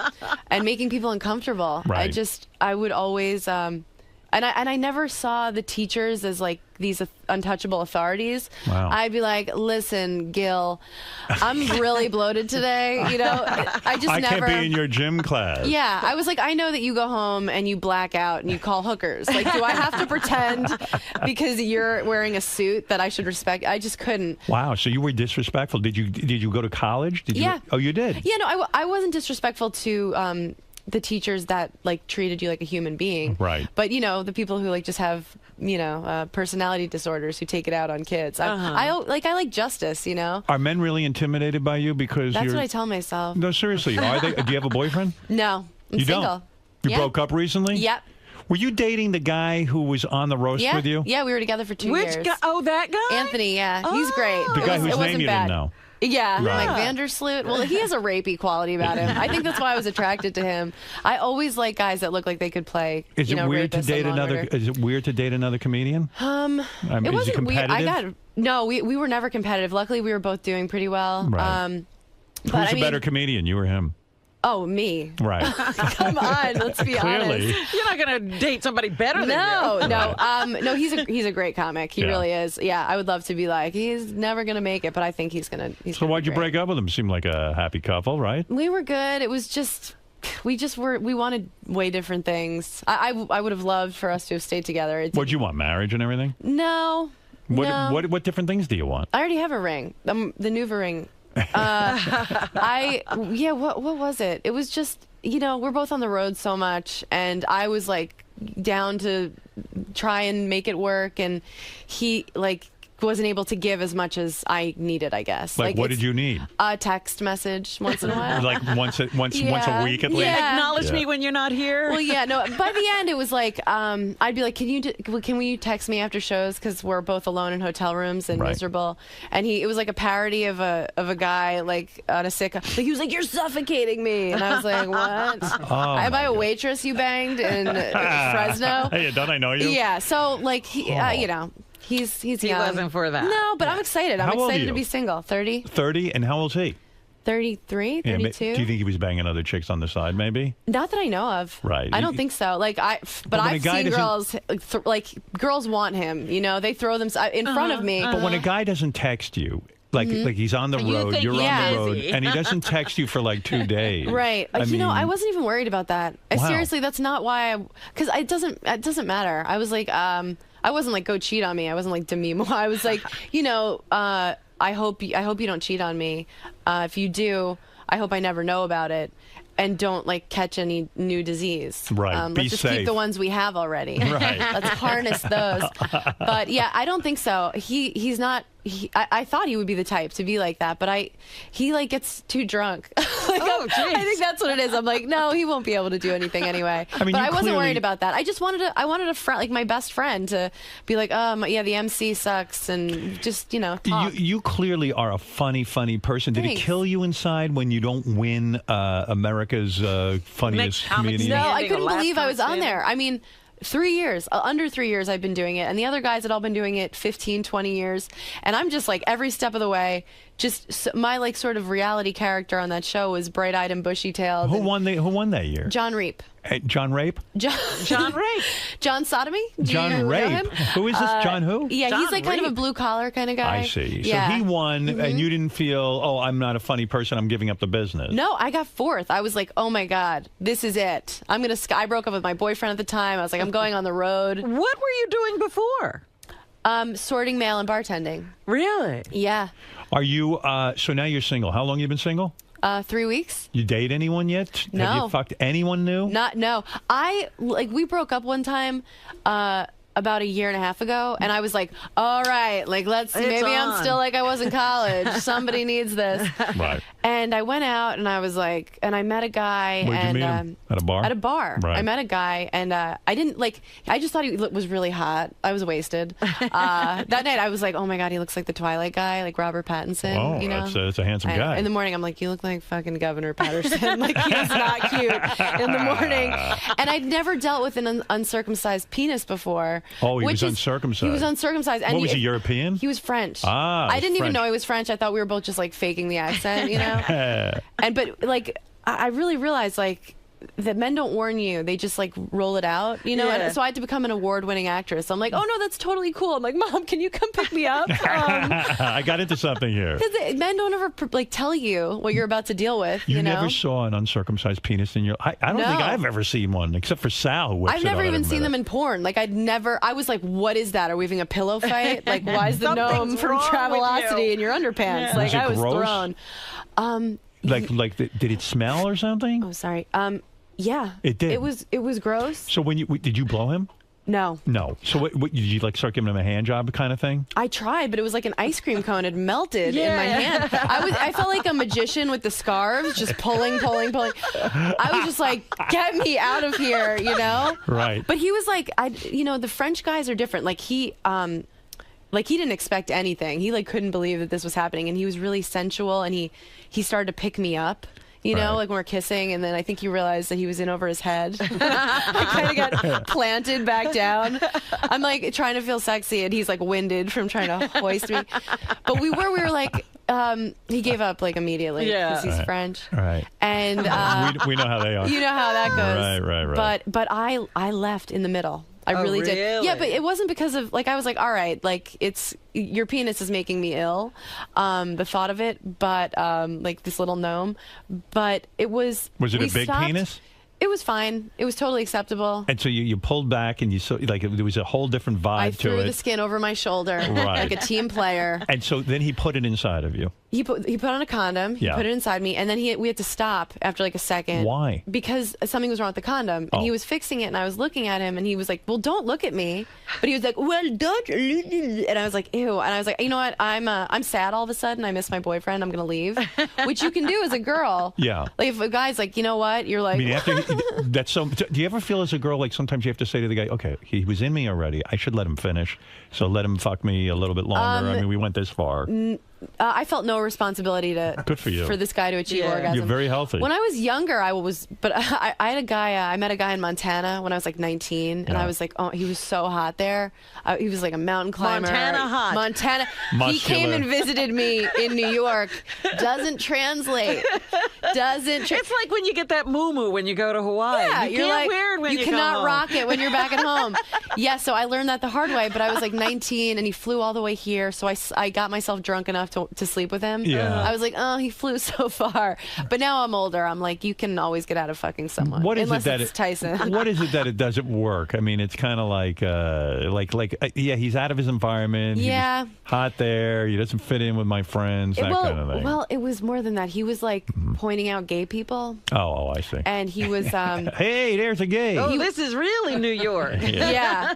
You know, when you're in the mountains and all you're seeing is the sky, and he was like in a Dave Matthews cover band. I was 19, okay? I'm 19 years old. And but in retrospect, like, he was such a dirtbag. Like, he just wanted to... Hey, wait a second. Here's the French guy who fucked her. We just found him. my God. Oh, he's on the I would phone. be What was so it like when you? terrified. What were you like? Did you enjoy having sex with Amy? Oh, my God. It would have been nice to have a little sex with her. You were having sex with her. I was trying to have sex with her. Yeah, so This is sounding like feeling my Borat. foreskin over her shoulder. This is not sounding with French. the condom? Oh, I don't know. The condom was grossed out, too. Was your foreskin? Pretend it was upholstery. Use your imagination. You're a comedian.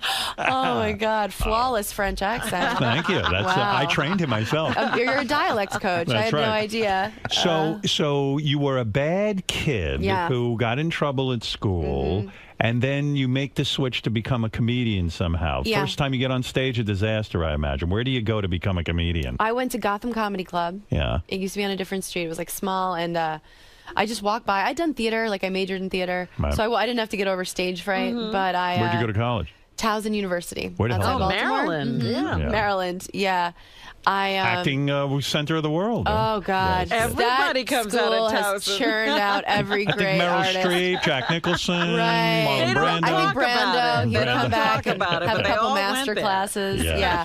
So you went there. Charles Dutton, guys. Anybody? Oh, boy. Rock. And then you got up on stage. Yeah, I tried it And you killed, I bet, the first time. the first time. Yeah. Did you have material when you got up on stage? I walked past Gotham and it said, if you bring 4 people, you can get on stage. So I called, I'm from not far away, so I called people. They came in, and I wrote horrible jokes and delivered them like I was Seinfeld. Yeah. What was the first joke that you ever told? Do you know? Yes. What is it? Oh God, it was about when you're on the bus in the city. They have these things that go across town, you guys, that carry people, buses. You'll never have to worry about it. But Yeah, I heard when you're on the bus, if you feel it like deflate, the tire deflate, it means like a person's getting on that's all jacked up. And it's like some woman like who comes on and her like there's like things living in her legs. I talked about that, and I talked about skywriting and how skywriting annoyed me because it always faded. And I had like a little arc to the set because I was like, so this summer if you're going to propose to somebody, guys, it was like it was horrible. Was your delivery all wrong? Was it just like... I had like some sense of timing, but Right. I have a tape of it, and it's the most. I would rather watch my parents have sex than watch myself do that again. Did your family say to you, listen, you're destroying your life. This is ridiculous. No. You don't know what you're doing. My mom was like, when are you headlining the Apollo? You Wow. are. She inflated my sense of self my whole life. Like I thought I was a model. Like I walked, Right. then you get old enough, the kids start getting mean. But I walked in the first day of middle school, and I was like, "Who wants it?" Because she convinced you were the best looking girl ever. She convinced me. She was like, "You're an angel. You sparkle." And I was like, "Look what you made." Mom. Oh, So I is thought that it was bad amazing. parenting? Can some parents go overboard in inflating their kids so that they're not prepared for the world? Well, I I feel like I'm glad she did that. Yeah. There's nothing that can prepare you for I mean, kids are so mean. Like, they were so mean. So you're gonna, find reality sooner or later. There. But was yeah. your mom in shock whenever you did something bad because she was so convinced you were an angel? Yeah. She would be like, when I was in 6th grade, I bit a girl.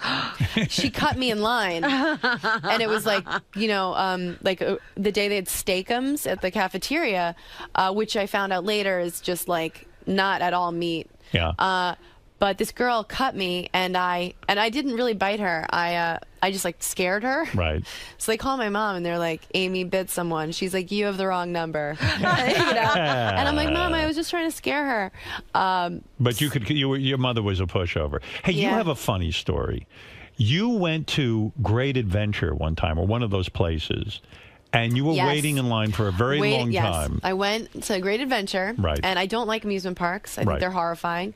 But I went to Great Adventure, and I was with this family, and they were intense about Great Adventure. They brought us. We had to go there at 6 a.m. so we could go through the stupid safari. We saw like one thing that might have been a monkey, Right. but I think it was just like a stuffed animal. It was like a pigeon wearing ears, and then we waited for the Scream Machine, and there's a special line where you can wait to sit in the front seat because that's the best seat because you look like you're going to die. Right. So we wait for hours, and then it's our turn to sit in the front. And who gets to cut the whole line and take our seat? Robin. Robin cut us. Robin on the Scream Quivers. Machine. Robin Quivers. You cut us. Yeah, What you kind of a evidently. human being? And we're all going, Robin. We've been Did waiting. she get booed?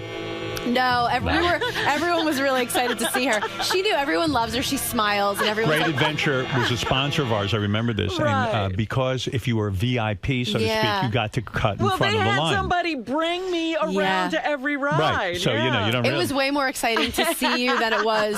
No one was pissed. Everyone was like, Well, it's funny because they were a sponsor of ours. So Gary gets told, you can go to Great Adventure. You'll be able to cut in line. Yeah. He brings his wife, his 2 kids. They go. He cuts right in the line. He said he got booed so badly. And people started taunting him in front of it and his children and everything because front of his children. well, in front of his, they were taunting the kids too because you know what, people had waited in line a really long time, Right. And all of a sudden, look who's here, Look Gary. who's here. Fa- fa- Money Fooey. bags, Yeah, Fooey. money no, well, he doesn't have that He said it smile. was He doesn't so have Robin's. bad. You know what it was? It was. I realize now, especially hearing Amy's story. Yeah. Like the woman who brought us around, she said, "Oh, I had Chris Rock last week and everything." So I figure if you're going to get cut, you expect Chris Rock to walk Yeah. up. You see Yeah. me, Not Baba Booey. like what the fuck? What a disappointment. Yeah. So you were. I was reading notes on you. You were Yeah. a really bad person because you used to shoplift. You'd get into big trouble. Wow. God, did I say that in my interview? Yes, yeah, yeah. I got arrested a couple times. She got arrested a I couple did of You're times. lucky not to be in prison. That What is correct. this? That is Every correct. kid goes through a shoplifting stage. I Not went, like me. But did you? I mean, every kid doesn't get caught. Yeah, well, I was, it was grand larceny. You shoplifted? Oh my God! All of my friends. My mother did not like my friends. Now I realize why. They are bad friends. They would say we're going to go to Roosevelt Field and we're going to have a shoplifting spree. And I would be in such a nervous panic. I go, well, I want to go along with the group. I Yeah. want to be a part of this. And they were all terrific at it. I had a friend who could hide whole record albums. There was no CDs. It was record albums underneath his coat. Oh, my God. Another friend would go into like a Barnes & Noble type bookstore and steal every book, hardcover, Yeah. softcover, everything. And it was sort of like a competition. So they bring me along. I'm sweating bullets. I don't want to steal anything. I have this. I'd never stolen anything in my life. Yeah. I walk into Macy's, and I saw tie tacks. Now I don't wear ties. I'm a little kid. What are you going to do with that? What do you need a tie? But I wanted to steal something so I could be in with Like, the look, crowd. guys, yeah. And so I swiped a tie tack. I stuck it in my pocket. I was shitting in my pants. I came out with this tie tack like I had just won the lottery. Right. I remember bringing it home and feeling horribly. But the thing that saved me was I brought my cousin with me, and they wanted him to shoplift, and I felt in charge of him. And I said, we're going home. I don't want anything bad. I went home, thank God. all my friends got caught. And they brought the police in. They were involved in everything. But these guys couldn't They were really, trailing them. I don't know what happened, but somebody got caught in the store, and then that was it, and then it was all over for them. What was your story? You got caught? I got caught.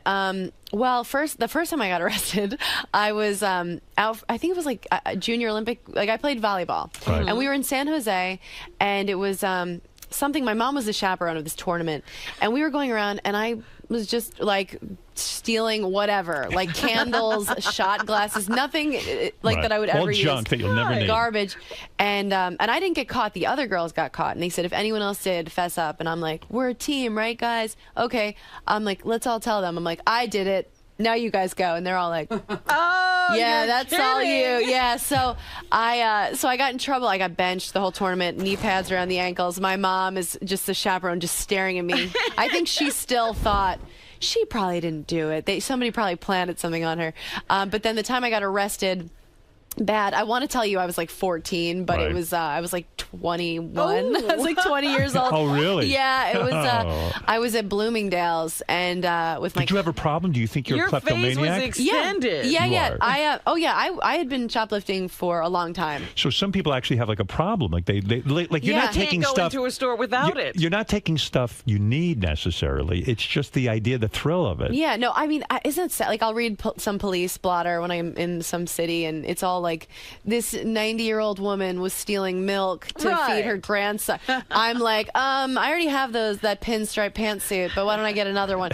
I was like really well dressed. It was college. I was like stealing a lot of nice clothes, but I figured out a way I could return the clothes and get cash. Oh no! Oh, wow. Yes. So I was into it, but it wasn't about what I could get very much. It was the adrenaline. Did you go to a psychiatrist about this? Totally a rush. Did you go to a psychiatrist about this? Not about this specifically. I mean, I've gone to many psychiatrists. Stopped? Do you? Oh yeah, no. You're not going to take our little tchotchkes over there, are you? No, I mean, they're gorgeous. They're really everything in this room looks amazing. So you got I don't caught? have a problem stealing things. Right. It was only from So who big caught places. you? Bloomingdale's. Bloomingdale's got you. They're real.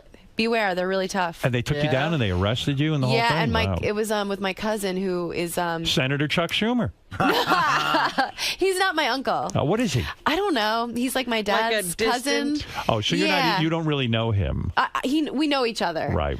Does he if root we saw for each you? other, I think he hopes that I probably get hit by a train so my name can stop appearing. Yeah, it's never good press for me. Don't you think the family is proud of you? Don't you think Chuck Schumer even says, hey, you know who my cousin is? I don't know what it she depends is, on the related. thing. Right.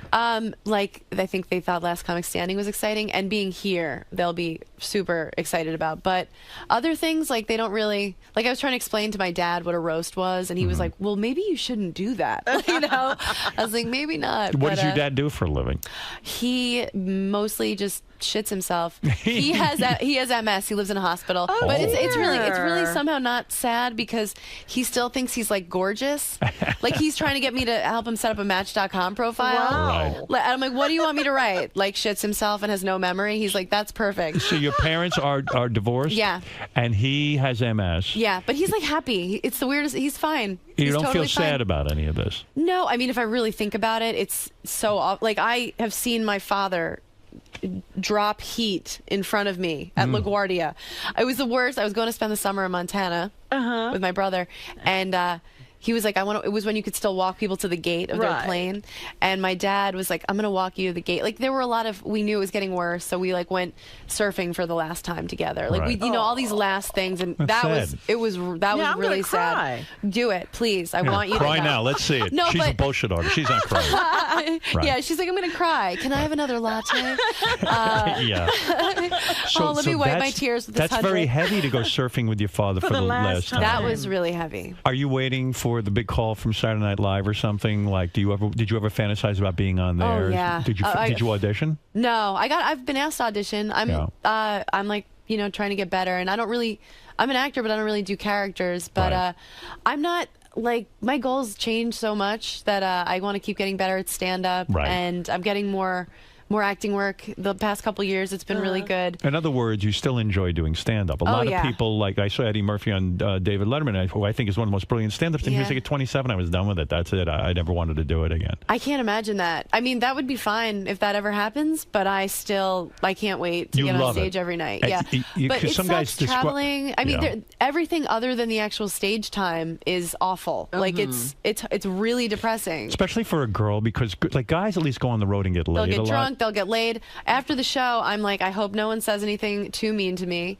I'm like selling my CDs. I'm like, everyone has something. They'll be like, they'll think it's a compliment, and I'm like, they'll be like, you're a lot thinner in person, and I'm like, did you think that I wasn't going to hear that? Like, well, on TV, you're a fucking beast. Do guys hit on you at all at these clubs? A tiny bit, but they don't do it well.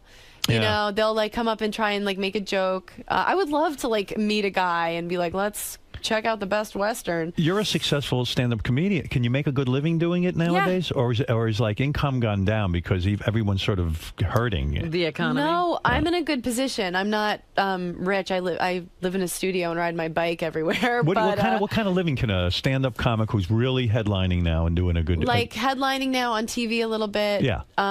You can make 100. Can you make 200? Yeah. Yeah. Wow. So you could have a good year, make 200 grand. Yeah, totally. And you travel. How many days a week you got to travel? I'm usually on the road 4 days a week. Okay. I'm trying to do it less. I'm trying to only go out maybe 1 or 2 weeks a month. Right. But the bigger you get, if you do a couple more of these Comedy Central and things, you get to do a theater. Right. And then suddenly the world is your oyster. Oh, you have a private jet. There is no road. You get to fly home, sleep in your own bed. You'll never drive yourself have sex with your own wife. So what's the goal? You want to be the world's greatest stand-up? No. You just want to make a living being a stand-up. You want to get more acting work. Yeah, I want to develop. I want to make... What's the best acting job you've had? I just did a movie with Steve Carell. Oh, no kidding. Yeah, it's called Seeking a Friend for the End of the World. That's a big deal. Yeah, and I'm developing a show with Comedy Central, and CBS just bought a pilot. Oh, cool. Very nice. I'm making moves, and I'm going to be on this show that's on Adult Swim called Delocated, and it's the funniest show I've ever seen. So this is it for you. You're on your way. I'm trying. I want to just what do you think? Don't you just have to keep making it interesting and fun for yourself? Yes, you do. You right? do. Yeah, That's otherwise you go insane. Let's go to Rick. We're on with Amy Schumer. Her album Cutting is available now on iTunes. Are you referring to the fact that you cut yourself or something? That my cousin did. Yeah, my sister did. Your sister was a cutter? Well, that's what the joke is on the album. Oh, that's funny. What? Yeah, well, the way I get off stage is I say, I'll leave you with this. My little sister, used to cut herself. And then I put the mic in the mic stand and I leave. And that's the joke. That's the end of my set. After I spend an hour with these people, I leave them with nothing. Is that a reality or is that a joke? It's a joke. It's a joke. I'm not clear, but I won't press you. No, my sister's a school psychologist doing really well. I see. Okay, very good. All right. Well, that's what happens. If you do cut yourself, you become a psychologist. Rick, go ahead in Pittsburgh. Hey, thanks, King. Amy, were you spanked growing up, and do you think you still deserve a spanking for all that shoplifting you did? Well, thank you for asking that. All right, that's Richard. but it is an interesting question. I was spanked growing up. And fully nude? Yeah, and once in a while a finger would slip in, and I'd be like, wait, is this punishment or not? Who was spanking you? Your mom dad? Spanked me. Your Dad mom. spanked me once because Mom made him, and he cried the whole time. But they didn't which was really awkward. Did they make you pull down your pants and get spanked? I don't remember being ass out. Luckily, I was at an age where I totally had it coming. If they hadn't spanked me, she remembers. I what loved about every that sexual? second of Because it. I find you a very intelligent woman, a very bright, sexy woman. But I could see where a guy gets intimidated because let's say we get in bed and then I want to spank you or something like that. I would think, oh, she's going to think this is funny. She's going to make jokes about it. I mean, I have no jokes in the bedroom. You are able to turn it off. I am dirty, and I have no jokes in the bedroom. What does it mean you're dirty? I like having fun in Not bed. Anal. I've never had You anal. talk dirty? Yeah. Oh, you do? I like being talked to. I like talking. But I dated a guy. Yeah. The last guy I dated, he needed, the sex got really weird really fast. Which I guess it has to. Because if you don't enter that stuff in early, like after 5 years and you're like, it's hard to put it in. Wear this rice patty hat, you'll be like, where is this coming from? But so it got to a place where he wanted to watch me watch porn every time, and he needed me to talk constantly about things I'd done. Oh. So at a certain point, like, I ran out of shit. Like, I started lying, and then he because started. you're not that sexually experienced. I mean, Well, there's only so many experiences. There's you only got. so much I've done. Yeah. And then, so I'm like making up stories. And then he started like fact checking. He'd be like, wait, you said, I'm like, fuck you. I haven't had a new story for like a year. Right. It was exhausting. Tell me the time that girl came on to you. Yeah. And, I'm like, right. do you really think any of this happened? At It's like some whenever I point- start dating a guy, I always pretend like maybe I'm like, I don't know, I've thought about a threesome, but. And then 6 months in, I'm like, I'm not doing that. At That's some weird. point, I mean, at some point, it, You just gotta like having sex, it can right? get, it can get, exactly. Yeah, it can get like, weird. what about just fucking each other? Yeah, doesn't it What feel happened good to- enough being What inside of happened me? to penetration? Right. Come Do you need on. a lot of foreplay? Not a lot. Right. I like If a guy spanks you, you don't think that's weird, though, right? You're No. okay with, you're down with it. I'm more than down with it. Right. Oral Yeah. sex okay with you both ways? Totally. You're all right with it. Huge fan. Unless you're not circumcised. Yeah, in which case, get out of here. Gunplay. Gunplay, squeak- man, only choke on the you- high holy days. Shoot you in the foot, maybe, with my gun? All right. Let's go to Bill. Bill says he wants to say hi to Amy Schumer, the new album Cutting, available on iTunes. Go ahead, Bill. Hey, Howard. Hey, now. Hey, now. Hey, Amy. How you doing? Hi, Bill. I really love you. Thank you. All right, I don't think we're going anywhere with this. Nick, let's go to Nick in Charleston, West Virginia. Go ahead. Hey, Howard. I just want to get your opinion. Don't you think she's 10 times hotter and funnier than Whitney Cummings? Well, what about that? Are you, because you... Are sort you of, hotter because, than Whitney? Yeah, first of all, yeah. No. Are you hotter than Whitney Cummings? That's a definitive no. Are you friends with Whitney Cummings? Yeah. Okay. I like Whitney very much. Me too. Now, because you're a female comic, it's almost like, Eddie Murphy was talking about this. He was the black comic for a while. He was like, there was no room for two. Yeah. It's like you sat in, Whitney wasn't on the comedy roast. Now, are you being compared to Whitney now? Is it like a competition? I haven't. No one has said that to me. But I think there's room for all of us, for real. I would think so. And I don't know how other people feel, but when I see a funny woman, I'm like, yes, like, trust me, I don't want to be the one. I think women are hilarious. So at Whitney, there's no sense of competition. Whitney's yeah. very funny. She's motivated. Like, Are you a she's Sarah great. Silverman fan? Yeah, totally. Are you a Sandra Bernhard fan? Yes. You like you root for other comics. Hell yeah. Rosie Absolutely. O'Donnell, you enjoy I her? do. Yeah. I do. No, Ellen you're DeGeneres, you like her? Yeah. You do. So you like, she had me on her show. I was the first female comic. She had me on her show. do you know her personally? Just from her, Just like from, her just getting from me the on the show. Yeah. All right. Let's go to Howard, can I throw in one more thing? Yes. Whitney, or I'm sorry, Whitney. Amy. You can call me whatever you want, Bill.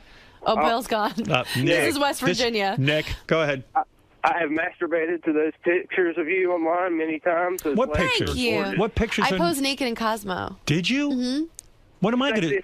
Sexiest thing I've ever seen. Is that Thank true? you. Yeah. You were nude? Yeah. No hang-ups, I shot huh? at the Comedy Cellar. You have big breasts now. I'm Thanks. looking. What are you, like a C? Yeah. I'm going to say you're a C cup.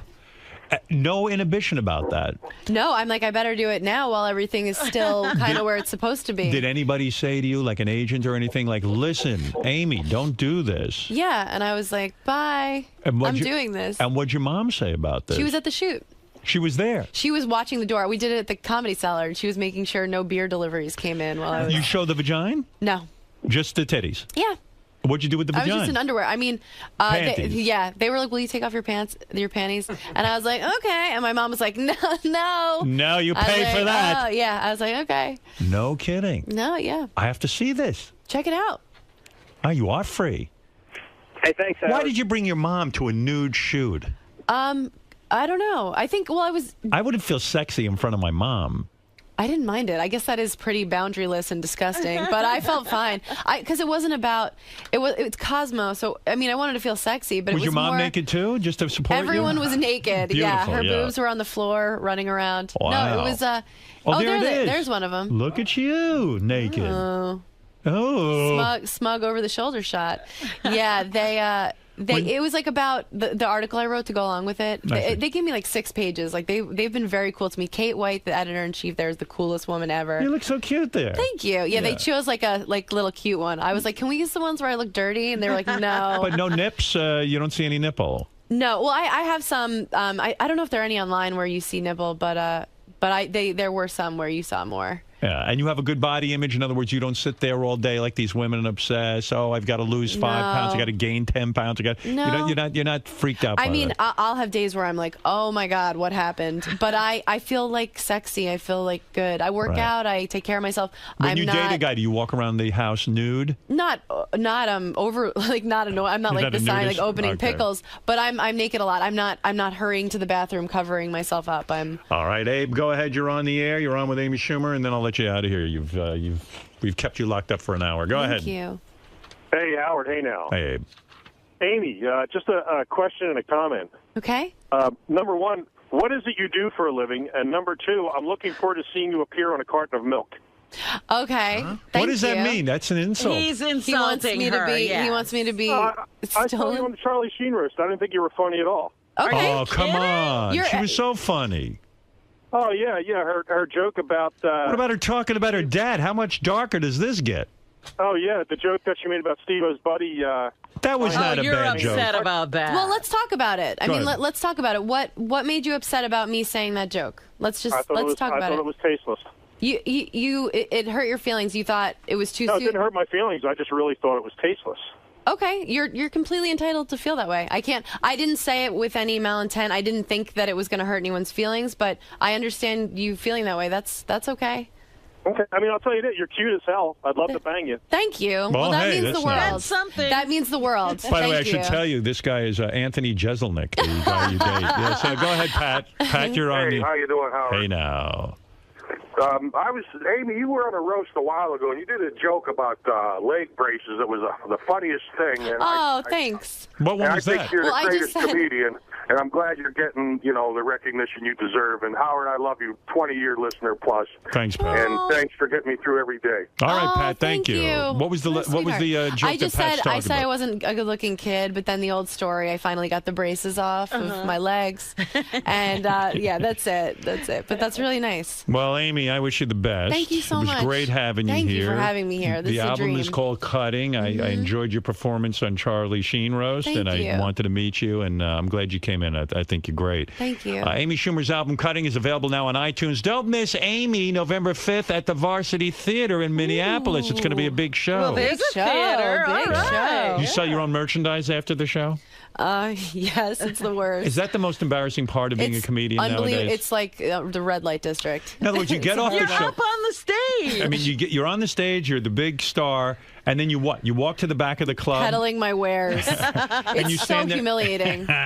Can you get someone to maybe do that for you, or Yeah, but then then what it's- items do you have that you sell? Oh, I just sell a CD. Just a CD, no CD T-shirts? and my hypercolor T-shirts, my Your clothing line? boxers. Yeah, no, I've got so nothing else. you have a booth. You set up a little They'll booth, have like some table, and they'll just have my CDs there waiting for me, and you'll sit there. and I sign it. Yeah. And do you bring change and things with you so you can? I'm the worst. Yeah. Like when I did the last Comic Standing tour, I sold a CD that I would just burn on my computer, and I would sell it for $5. And sometimes I wouldn't have any more CDs, so I would sell like the cookies that they left in the green room.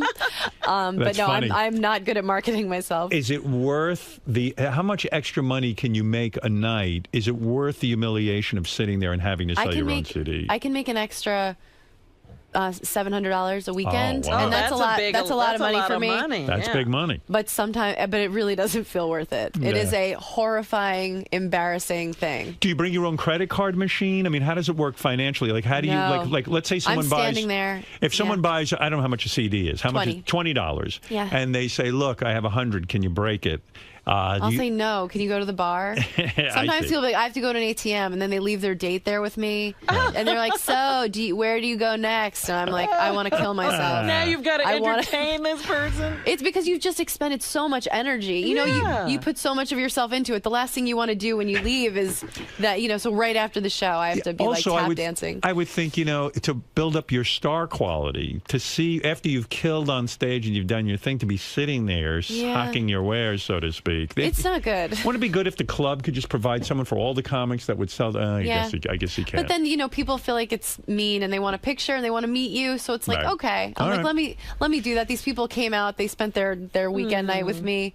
But I don't know. Sometimes it wouldn't be as hard if people didn't have Believe all me, the backhanded compliments. After my show, I stand in the Sirius lobby. I'm selling CDs too. Amy Schumer's album Cutting is available now on iTunes. And by the way, for all things Amy, go to amyschumer.com. Thanks for coming in. Thank you Amy. so much.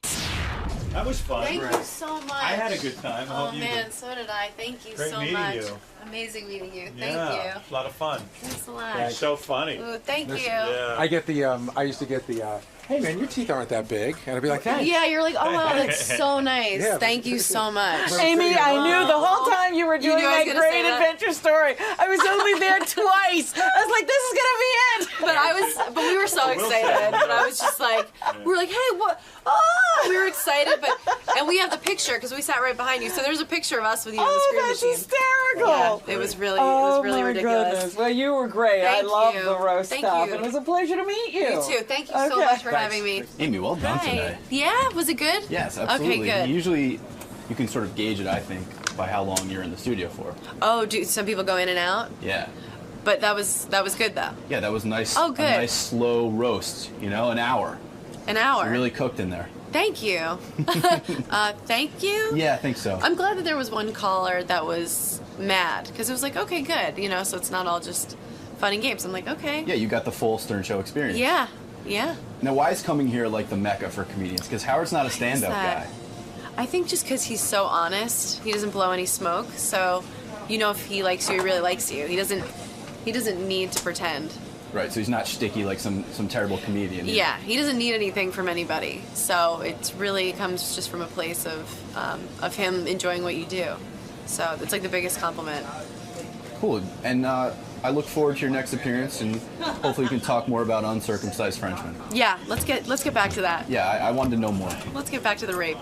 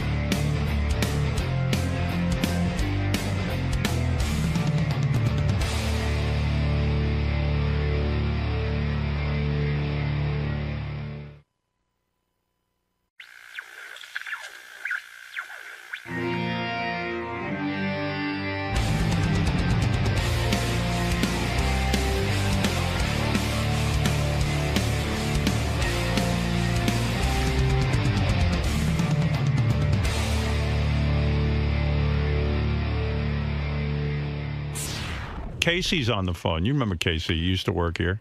Oh, Casey Armstrong? Yeah, Casey Armstrong. You're doing very well. Always love to hear from Casey. Yes, Casey. Howard. Hey, man. Hey, brother. How you doing, man? What's happening? Hey, listen to me. I got this thing on demand. They put it on like the Cablevision. Yeah. And, you guys had an episode where all you guys took your shirts off, and I have made critiques on each one. Did we do that? When did we do that? When was that? It must have been older. No, it wasn't. It was after I left. It was. It must have been like a year ago or something like that. I don't know. I don't remember that. Didn't you leave Hey, Robin, like how are 10 you? years You're ago? very sexy. After he left. Yeah, okay, go ahead real quick because I got to get the news. Okay, ready? All right, here we go. I'm doing it quick. Howard, first of all, I'll start with positive, all right? You have a good back. Right. Your back is nice. Thank you. But you got cow nipples. You have huge nipples. Me? Yeah. Did you No, know I that? don't.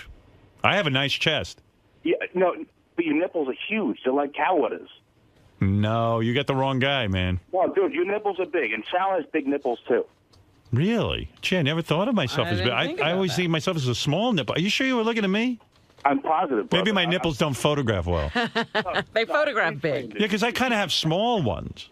No, you have big nipples. By the way, is Casey gay or what? Yeah, what are you doing evaluating their bodies? No guy ever looked at my nipples before. And came away with that. I might be a gay. I don't know. But, but I can tell you something. Fred is looking amazing. Right. No, he's jacked up. He's got he's got a great chest. He's got good arms. Right. Right? I mean, Wow. He's like intimidating this guy. This is so weird, this call, isn't it? This is a weird call, Casey, but go ahead. No, it's a good call. He complimented me. Well, yeah, okay, but still, it's weird.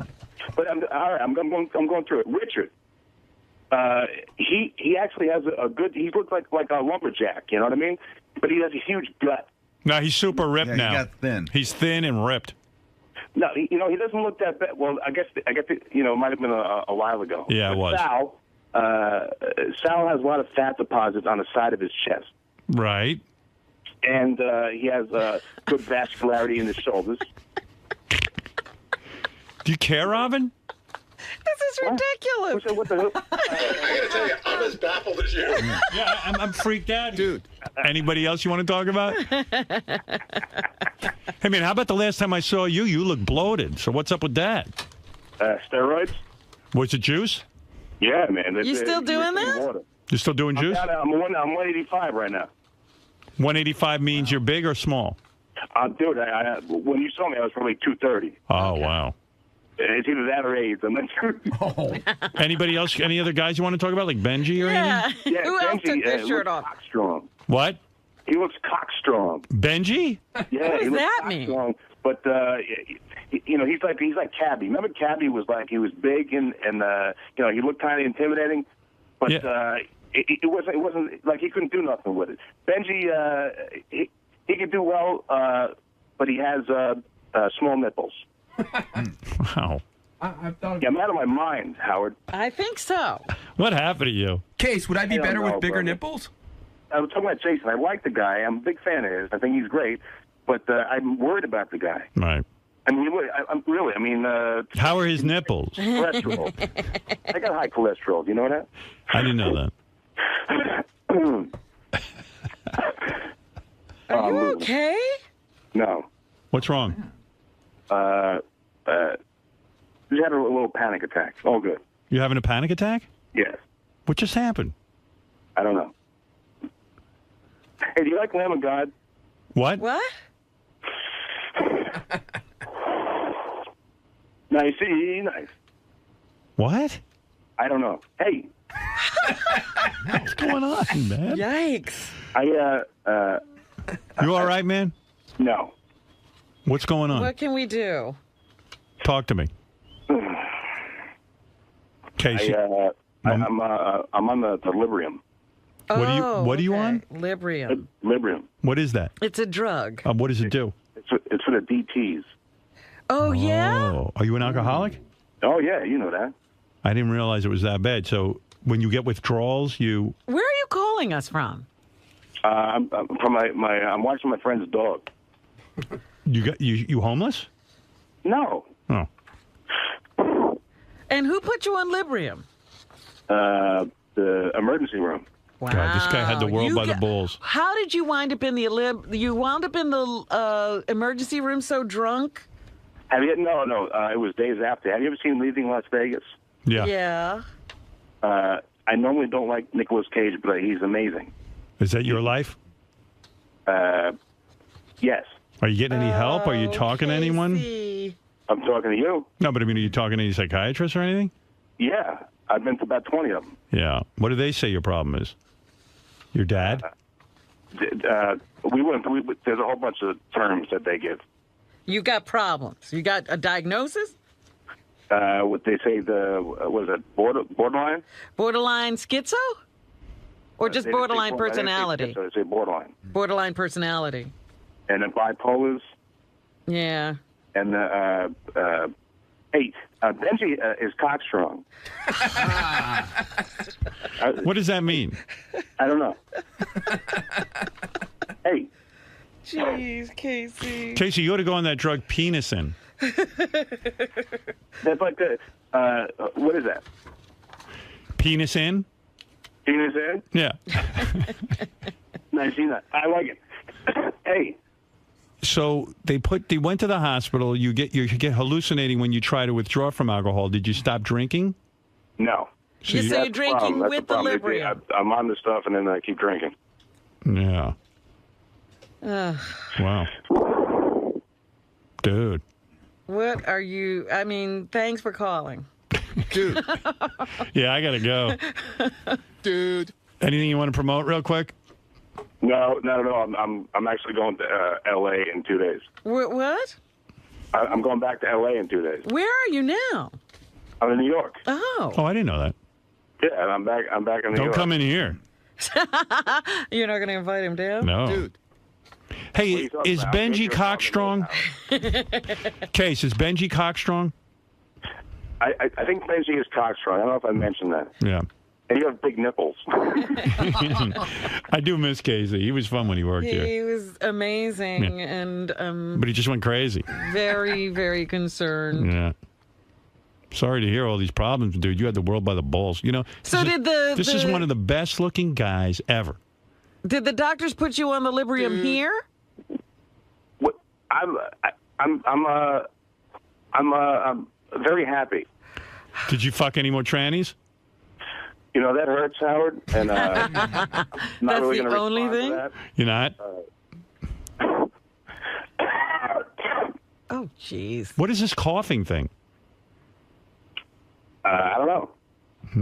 Do you still go to the gym even though you drink like a fish? Yeah, I'm dude. I'm ripped. Really? Have you got 185. Are you talking to your mother? Have you seen her? Love her. Good. Okay. Right. And what does she say about all this? Well, she does the best that she can, but I make my own decisions. Sure. You're making some great decisions. Hey, did I mention that Benji is cockstrong? All right. Hey, listen, Case. It's good to hear from you. Good hearing from you, my man. Wait a second. David Arquette wants to talk to you, okay? Yeah. Hold on. Let me make sure I don't lose you. Go ahead, David. Hey. Hey, now. What's up? How are you, Casey? Hi, David. How are you, sir? I'm good, buddy. By the way, everyone has to vote for David Arquette. We voted for you last week. Hey, thank you, guys. Yeah, and is Courtney going to stay home this week? No. Yeah, Susan's hot, bro. Hey, man, but I was just hearing you, and, it sounds like you're going through a hard time. I'm looking for a little bit of God's mercy. Yeah, well, you're on the right track. I mean, you could do stuff to, get your stuff together. You just start facing some of the shit you're going through, really look at yourself. And there's ways of doing that, and there's places you could go to get some help. Have you gone anywhere to get help, Casey? Too many, yes. Yeah. Well, it's time to go again. Do you understand that they put me on this shit like 20 years ago, right? It was it was new, and now they don't know how to get people off it. Casey, what do you do you primarily drink, or are you into coke and all that shit? No, I have narcolepsy. You know what that is? Yeah. So they gave me Ritalin 20 years ago. All right. And that's speed. Speed induces psychosis. Yeah, I think it's kind of it might be what's happening now. But see, what happens is every time I go to rehab, they say you have to go cold turkey, and I won't do it because it's a horror and it's terrible. When I go to jail, that's what they do. It's the worst ever. I can't explain it. How many times have you been in jail? 4 times. 4? And they make you go cold turkey, and what? You can't handle it? Oh, dude, you have no idea. I can't explain to you how horrible it is. So, but why do you go back on it once you go cold turkey and get through the horror of it? But you can't because, look, I've been on it for 20 years, and the amount that I take, I should be dead. How much Ritalin do you take a day? It was 300 milligrams. Now it's 200, and the overdose is 80, I believe. Wow. Hey, David. Yeah. He's hardcore, huh? Yeah, but, a lot of that stuff is that people, medicate so much to, I mean, some of that is necessary when you have certain conditions. But David, what were you doing? David, David. Go on get involved with his thing. As crazy as some people might think, he does have results with people that really want it. And what, Dr. Drew?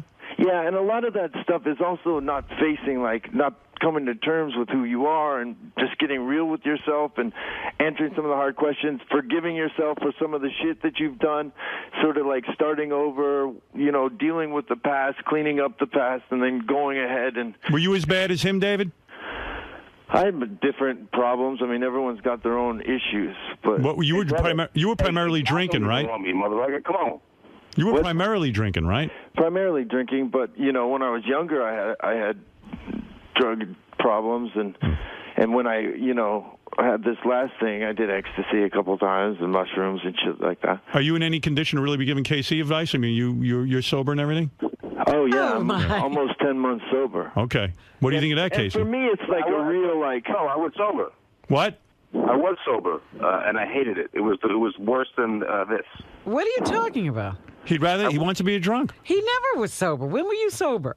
I went to rehab. Don't you remember? I went there. I was sober for 4 months. And you hated it. I hated it. It was the worst possible thing ever. Oh my. Did you do anything to try to face? See, part of it's you get all these feelings back, and it becomes really difficult, and then you have to get some sort of tools to be able to deal with those feelings. You hear what he's saying, Casey? How much are you drinking a day? Dude, you know what I want to do? I'm like a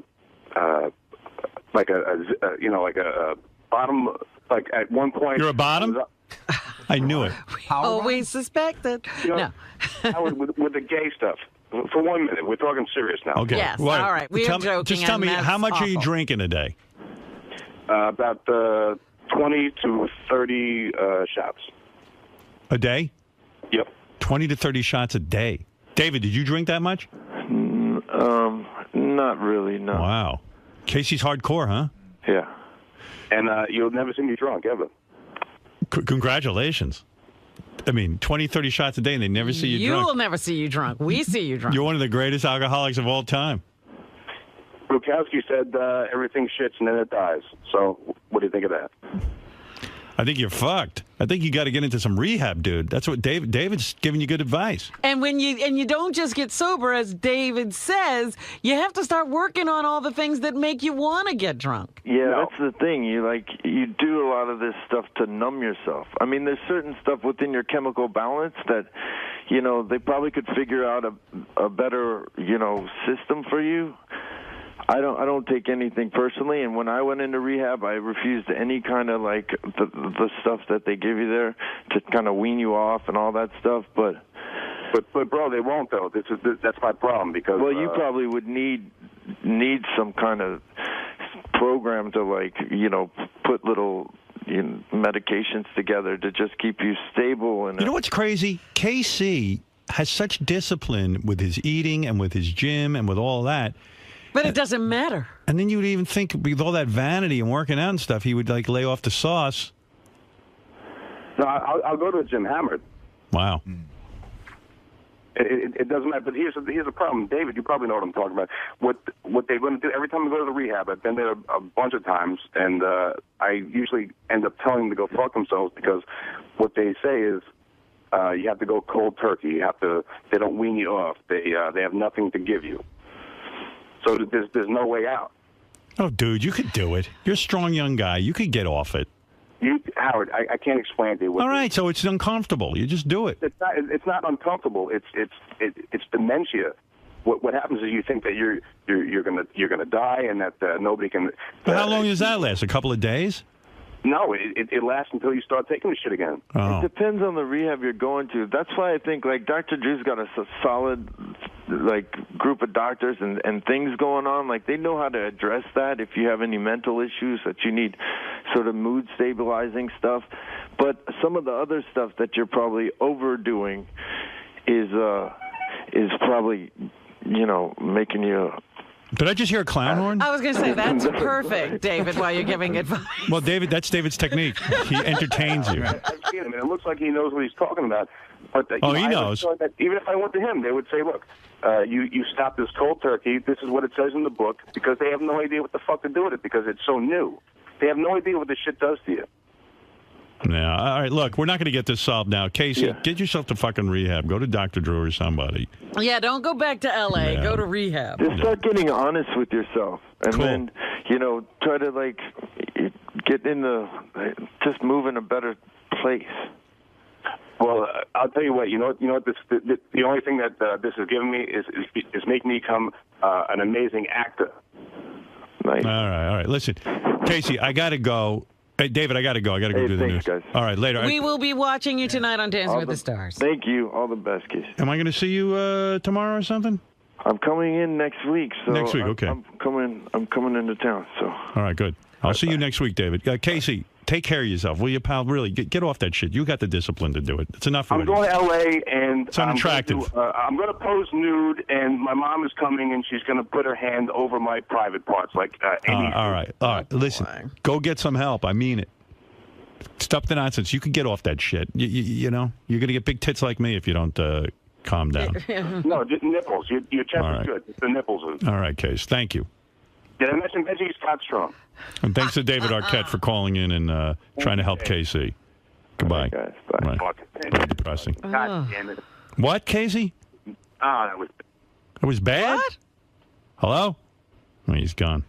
Now he's going to beat himself up for a bad appearance. It was a great appearance, but I'm worried about the guy. I like him. Yeah, Ralphie, go ahead. Hey now. Hey now. That really was the most bizarre call from Casey. You're talking about a bit you did 2 years ago. I know. Current. But, I just think it's funny when you guys always talk about Casey, you, Robin, and everybody. It's like, oh, my God, what a shame, what a shame. And it's just because he's good looking. I mean, if he wasn't good looking, nobody would really care. Yeah, in a way, you're right. You're absolutely right. If he was a mess, we'd expect this to happen. Expect that. It's like, wow, he's good looking. The weird thing with Casey is the guy works out so intensely, and not only that, he looks like a supermodel. And it's like, wow, how could a guy that disciplined and that into his look be into that drinking and everything? You're thinking of Casey, when he used to work there. I don't think he, he's been that guy. Yeah, I think he's got some miles on him now. Oh yeah, he's not looking that good. Well, you said like when you saw him last time, he's bloated. He was a little scary. Yeah. Yeah, he's frightening. I hope he pulls it together. Good looking or not. I mean, I did like the guy. The guy worked with me so many years. He's a good dude. Yeah, well, I don't know. It doesn't seem he's been trying to pull it together for a while. I don't think that's going to happen. And Ralph, can you defend my nipples? I don't think they're overly big. No, that was kind of strange. No. Thank you. Yeah. All right. I just had to start laughing in the middle because I was like, what is this? Yeah, I know. It was weird. Hey, I want to talk about your body. We weren't looking for any feedback. All right, thank you. Benji is cockstrong. What's that, Casey? Benji is cockstrong. Right. Way to get that drop right away. Right. You have big nipples. What do you think of Ralph, Casey? He didn't say anything about Ralph. Well, you could have just said he has big nipples. Yeah, come on. What the fuck is wrong with you? Actually, people have said that about me, so. All right. Thank you, Ralph. Goodbye. Ralph actually does have big nipples. He does? You have big nipples. You're right, Casey. Robin, like Howard, you saw Casey go from, I guess, sort of like an intern to an employee, yeah. Right, and a full-time one at that. Yeah. How much does it bum you out when he checks in? It makes me very sad because one of the reasons Casey is not with us is because his behavior had become so erratic. He couldn't work here anymore. And, we hoped that the fact that he couldn't be on the show would be a wake-up call and he'd pull himself together. And obviously that hasn't happened. Seems safe to say that Casey spiraled out of control. Not only since leaving the Stern Show, but it seems like the last couple of years. How do you decipher what's real and what's shtick and what's looking for a plug and all that? I don't know. I mean, he wasn't really plugging anything today, and I thought he sounded pretty legitimate. Casey's got a little sense of theater too, so sometimes he fucks with us. He could be a little messed up, but he likes to fuck with us too because he gets he understands the concept of the entertainment. But today, he wasn't really plugging anything, and I was a little worried about him today, I have to say. Equally as important, does Howard have oversized nipples? I never looked at Howard's nipples, and I'm never going to look at him again. I'll go home and look at my private parts poster and see what I can ascertain. Richard comes to me and tells me, oh, did you get snow on Saturday? I'm like, yeah. So him and Kristen went up way upstate New York to go get their makeup done for a party they were doing in the city. Like, they literally traveled far. They get up there, they get dropped over the train. It's snowing like crazy, right? No trains are coming. So they're calling this, they're calling that. So he's the idiot that calls 911. Oh, I said, why didn't you call the local I go, what town are we in? He goes, Mayapack. I go, why didn't you call the Mayapack police? He goes, I don't know. We don't. They called 911. You're lucky they didn't get arrested. No. Why did they call 911? I don't Because understand. they were at the train station. It was snowing really hard, and no trains were coming. They called every cab company. They called the MTA. Unbeknownst to them, MTA had been shut down. They didn't know that. 1 minute. So they were stuck, and they couldn't get home. So I said to him, why didn't you call the local police? And he goes, I didn't think of that. So I don't know what happened when he called 911, but the other funny thing is, this is so they could do this. That's the funniest part. That's so they traveled like an hour upstate to do that, to come back into the city to go to a party or something.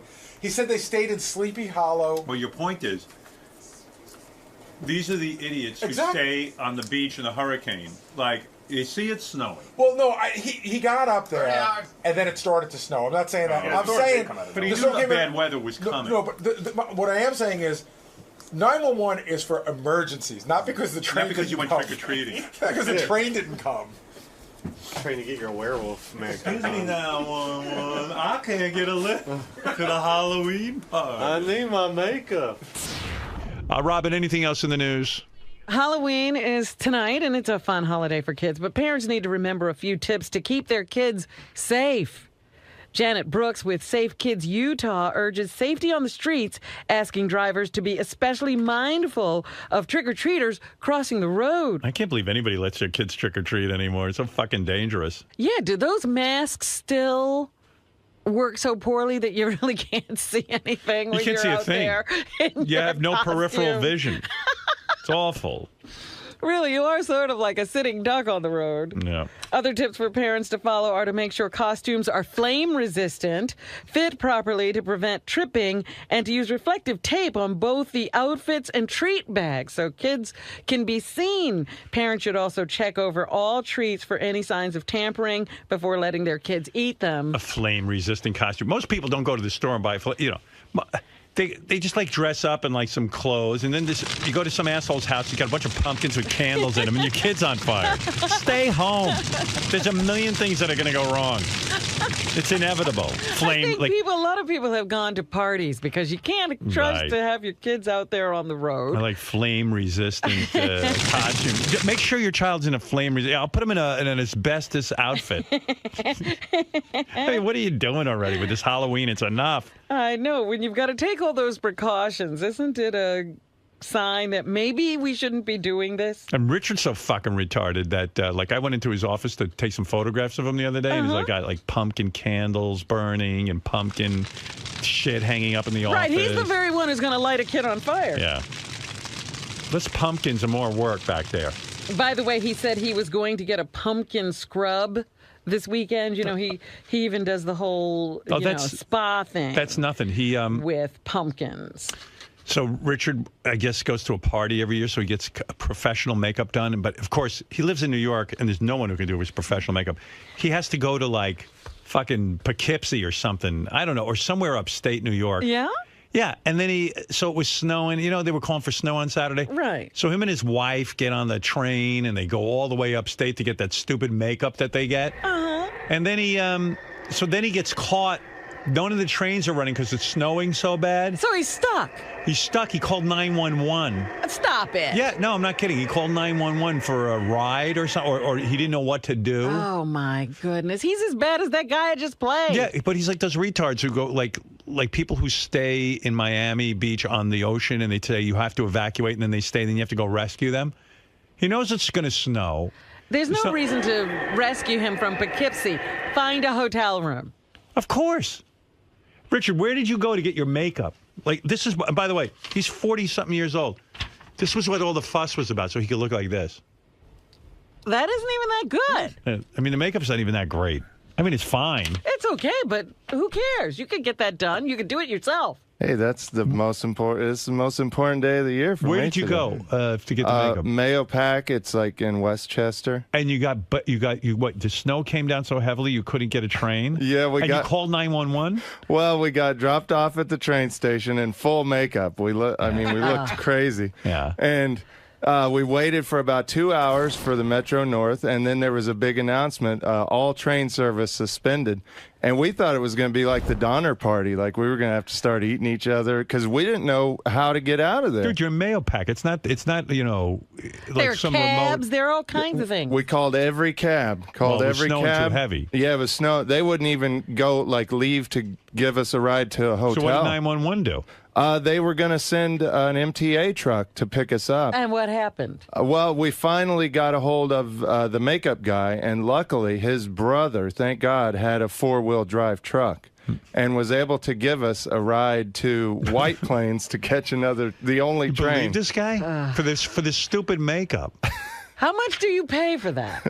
And who are you supposed to be with that makeup? Who the is Wolfman. That? Oh, that's Wolfman? Yeah. Is that who you are? And who's your wife, Little Red Riding Hood? Yeah, she's like the victim, Little Red Riding Hood, after she was attacked. Right. Oh. Yeah. Glad you told me. It took us like 6 hours to get from there back to our home. We were exhausted. And how long does the makeup take? A couple hours to do. And what do you do with the makeup? Now you're all dressed up. Where do you go? Yeah. Well, we went to a costume party, but we were so exhausted from our ordeal that we only stayed for a little bit. That's what I figured. Like after all that, we were just too burned out. Halloween got ruined. There's nobody in New York who does makeup. It's hard. It's hard to find people. No, in Manhattan, no one does that. Not this good. This is my buddy. He does this for movies. Dude, Manhattan has got the greatest makeup artist in the world. I got to believe someone in Manhattan can do that. Well, this guy today, he's doing Good Morning America's makeup. Oh, yeah? He's really good. Yeah. Yeah, but I bet you they didn't go to see him in Mayo Pack. What do you pay him for that? I gave him like $140. That's it?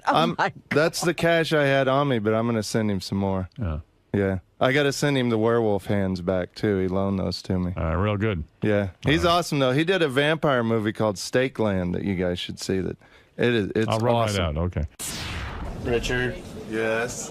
Come on, man. You don't think you overreacted a little bit?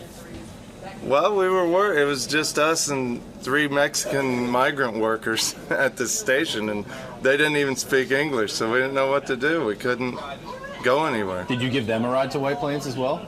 No. Real we nice didn't, because my friend came in a truck, and it's like it'd be too dangerous for them to ride in the back of the truck, so I think You don't think a couple of migrant workers... They were on the been in phone back of with the truck friends of before? theirs speaking Spanish, so I'm assuming they got a ride. But really, you know that 911 is for actual emergencies. This doesn't constitute an emergency. Well, we tried to call Metro North, and the line, nobody would answer. And somebody told us before they left the station, they said call 911. The cab company said call 911, and they'll send MTA out to get you guys. So we would have called MTA directly, but they wouldn't answer. So All in the name of Halloween. So now that it's all over with, Halloween is today. Do you feel like you just missed out on a golden opportunity? You had this great makeup, you had a costume party to go to, but you were too burnt out by the time you... Well, we still got to go at least. We could have been, had our own little 2-person costume party at the train station that night and froze to death. So I'm glad we at least made the costume party. But as far as your Halloween dreams go, I feel that they were sort of shattered. Yeah, Mother Nature can be a real bitch sometimes, and I'm very angry that she fucked up Halloween a little bit. And Fuck that. You almost got to worry about this. Mother Nature, that bitch. She is. She's a fickle bitch. She could have had it snow on November 1st, and it would have been totally fine, but to do it before Halloween is unforgivable. Kind of like waking up on Christmas morning and realizing you didn't get the toy you wanted. Yeah, or this fucking Mother Nature, she always pisses me off. Last year, she fucked me over too, because she made a blizzard the day after Christmas. Not on Christmas. We couldn't have a white Christmas. She had it the day after. That's like saying to me, fuck you and your white Christmas. I'm going to make it white on December 26th. What a biznatch. She is a total... I love global warming. Fuck her. Fuck Mother Nature. Great cans. I'm gonna go use a bunch of hairspray right now just to piss her off. Hell of a body, though. Yeah. I'm gonna throw all my plastic in the garbage, not recycle. Fuck Al Gore. Fuck Mother Nature. Halloween rules. How about throwing some of them soda rings into the ocean, too? Exactly. Catch a couple fish. Get some dolphins' noses bound up by those fucking goddamn soda I'm rings. only gonna start eating tuna that isn't dolphin friendly. Fuck yeah, I'm gonna burn some rubber tires out in my yard, you know. Fuck Mother Nature, that bitch. I'll learn that, broad. I'll teach you, bitch. I'll learn her well. I mean, good. Teach you not to make it snow on my favorite fucking holiday, you fucking biatch. You said it, sir. I think we all learned something from your ordeal today. I think we learned that I'm an idiot. And I am as well. Happy Halloween, sir. Happy Halloween.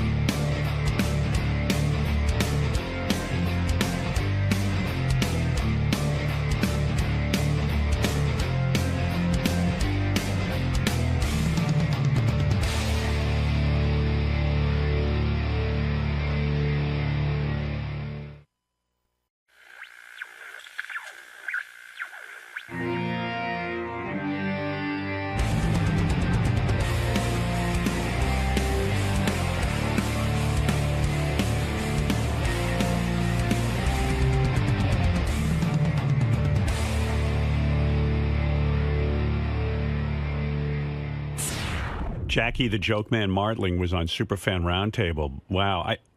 I heard his interview. Mutt did a great interview with Jackie, and Jackie was just, again, talking about his contract negotiation and why he isn't with the show. And This is hysterical. I mean, look, they were asking him about it. Yeah, but I mean... But it's all it's so misguided. Why would you even continue to talk about it? See, if I play it, you're going to get all worked up, as I did when I heard it, but because you're going to start arguing with a piece of tape. Well, work me up. All right. I love Jackie Logic. All right, but okay. I'll stop it when I need to correct something. All right. Or at least give my interpretation. You want to get worked up? I know it's going to happen. I always think that I'm over it, but he'll get to me, I'm sure. But you know what the funny thing is? We are over it. I don't spend any time in the day going, Ever "Gee, I wish thinking about it, Jackie was back here," but you know what? It actually made me sad when I heard this because he's his own worst enemy. Because he still, to this day, doesn't understand what he did. Thank God. To his own career. And thank God we don't take him back. Yeah. Oh, yeah. Because this would go on again. It would. Robin, it's been 10 or 15 years. He hasn't learned a thing. It's so clear to me. That's the beauty of Jackie. He hasn't. I don't know if he's in therapy. I don't know what he does, but he has not figured it out. And that's my point. People don't change. Well, some people do, but not Jackie. Okay, fair enough. Here we go. Well, Howard would say that you just didn't show up one day and left him hanging, and then you didn't have you. By the way, just so Mutt knows, I would never say that. There for months. But every time that I was out negotiating. Out negotiating. You know, I said to Gary when I heard this, I called him up. I said, how is it that me, Robin, Fred, you, how is it we managed? We all had to negotiate. We all had to negotiate, whether it was with Mel directly or, through Don or Tom, or whatever. But how is it we all ended up never missing a day of work, even with our negotiations, quote unquote? Jackie always had to leave. Yeah.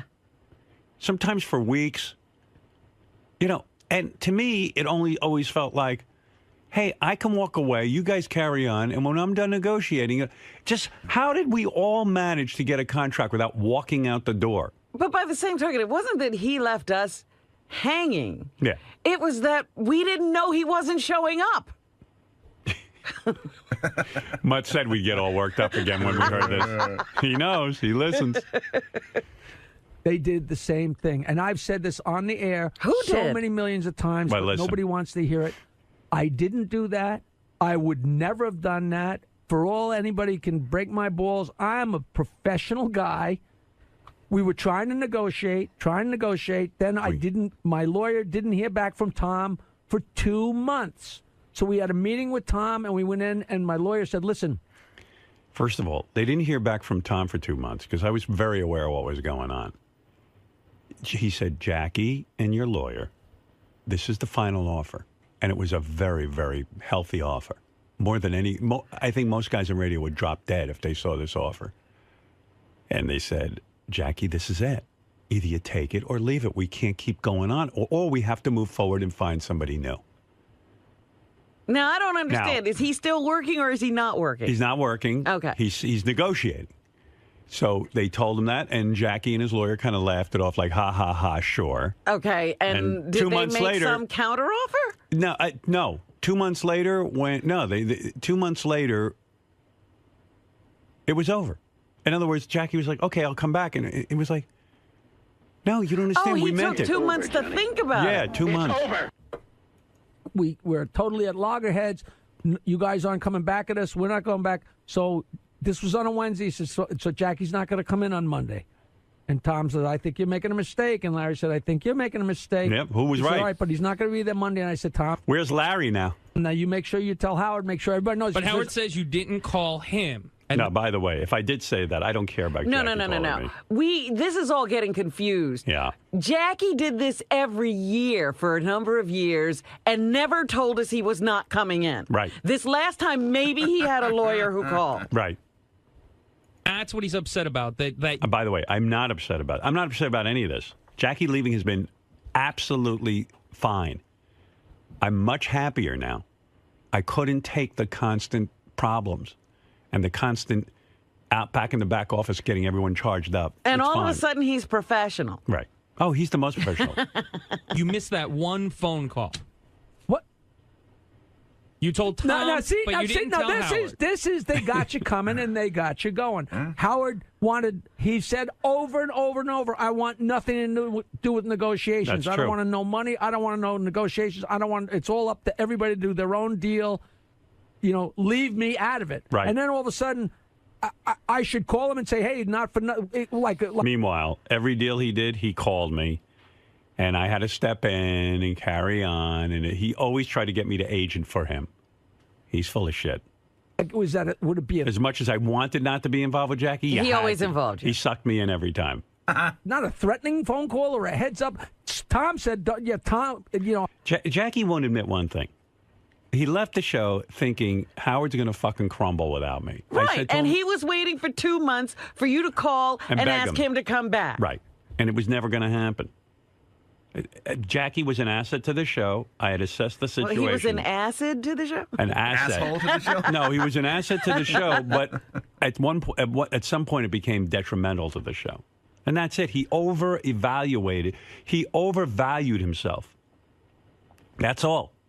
He was valuable, but not irreplaceable. That's the problem with Jackie.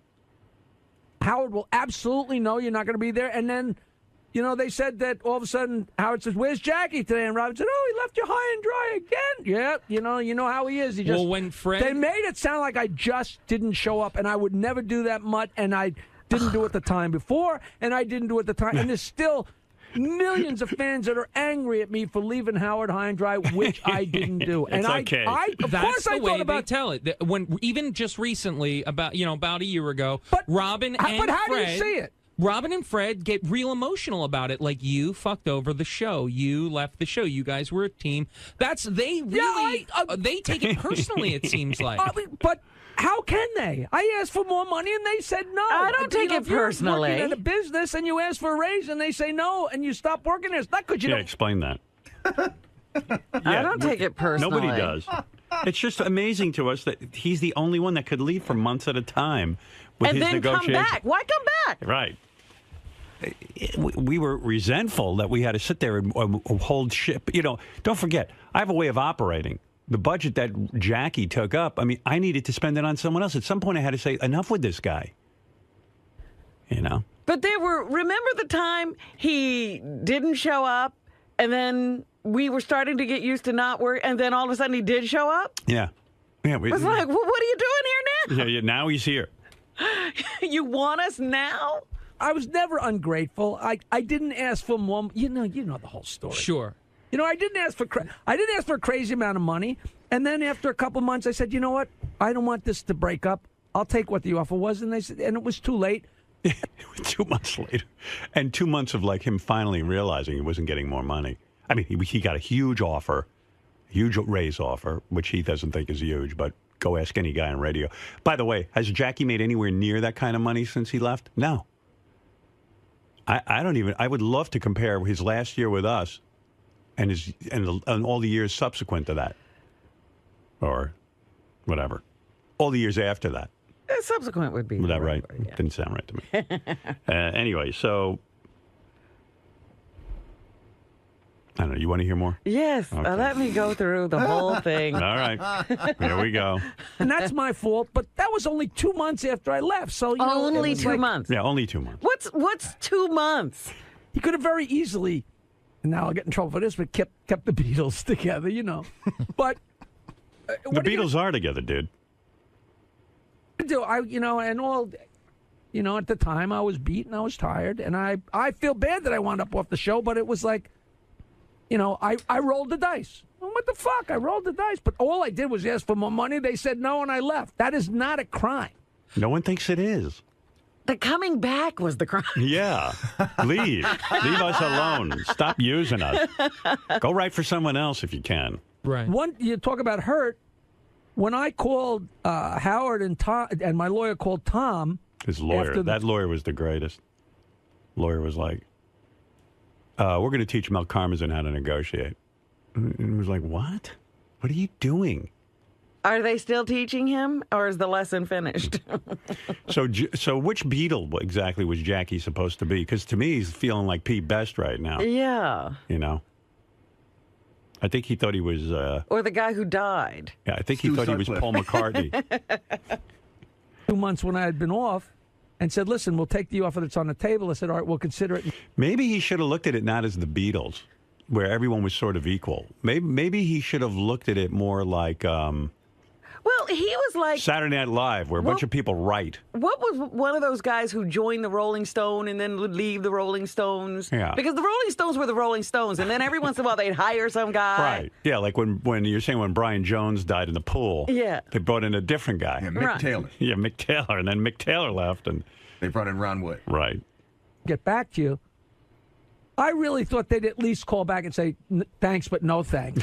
And how many? They called 900 times. It was over. No, they had a period of negotiation. The period ended. Jackie left, and that was that. Yeah, how long can it go on? How long can you negotiate? What is this? What is he, a labor union? They never called You're back. waiting for the call still? Which is kind of rude. I mean, maybe I didn't deserve it, but, who knows? Oh my! There were 20 million calls exchanged, and then finally it was just all and right. That you didn't listen when they said this is it.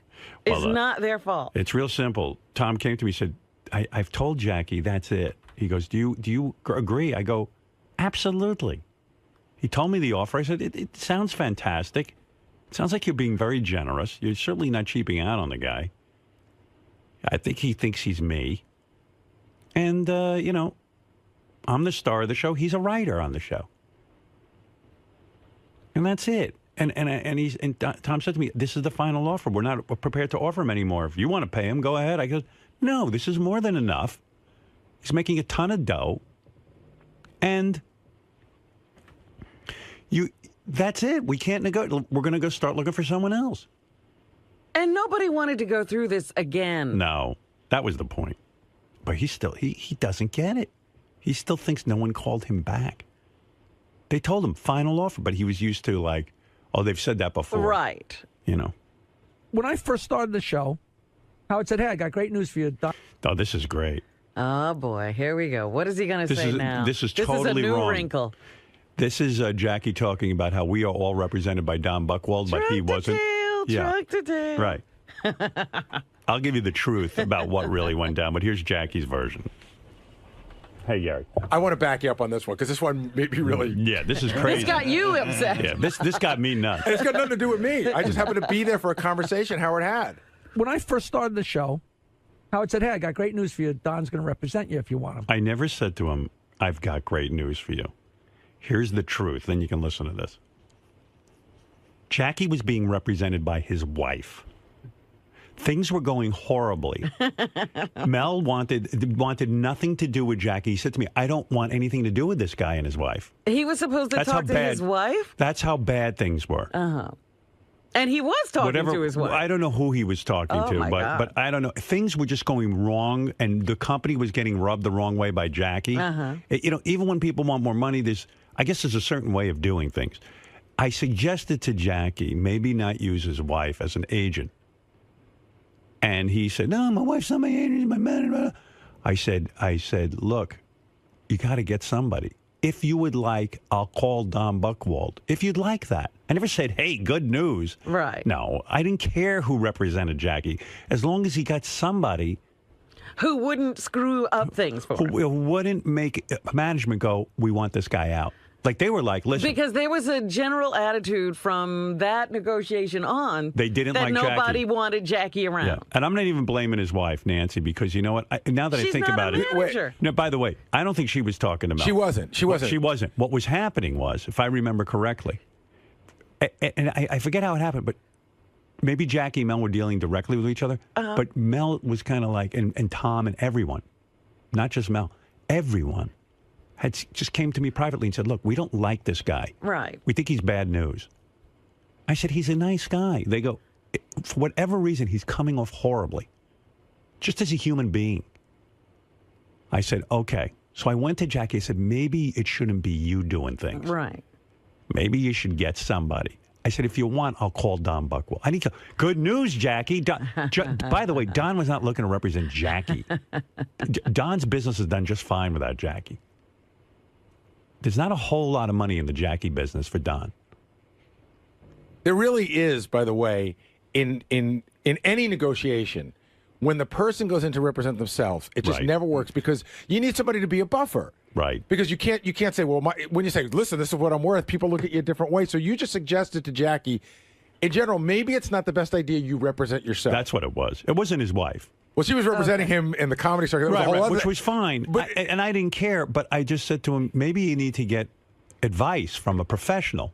But I know you said, get anybody if you'd like, because I was there. If you'd Yeah. like, I would introduce You you, were to there Don. in the room.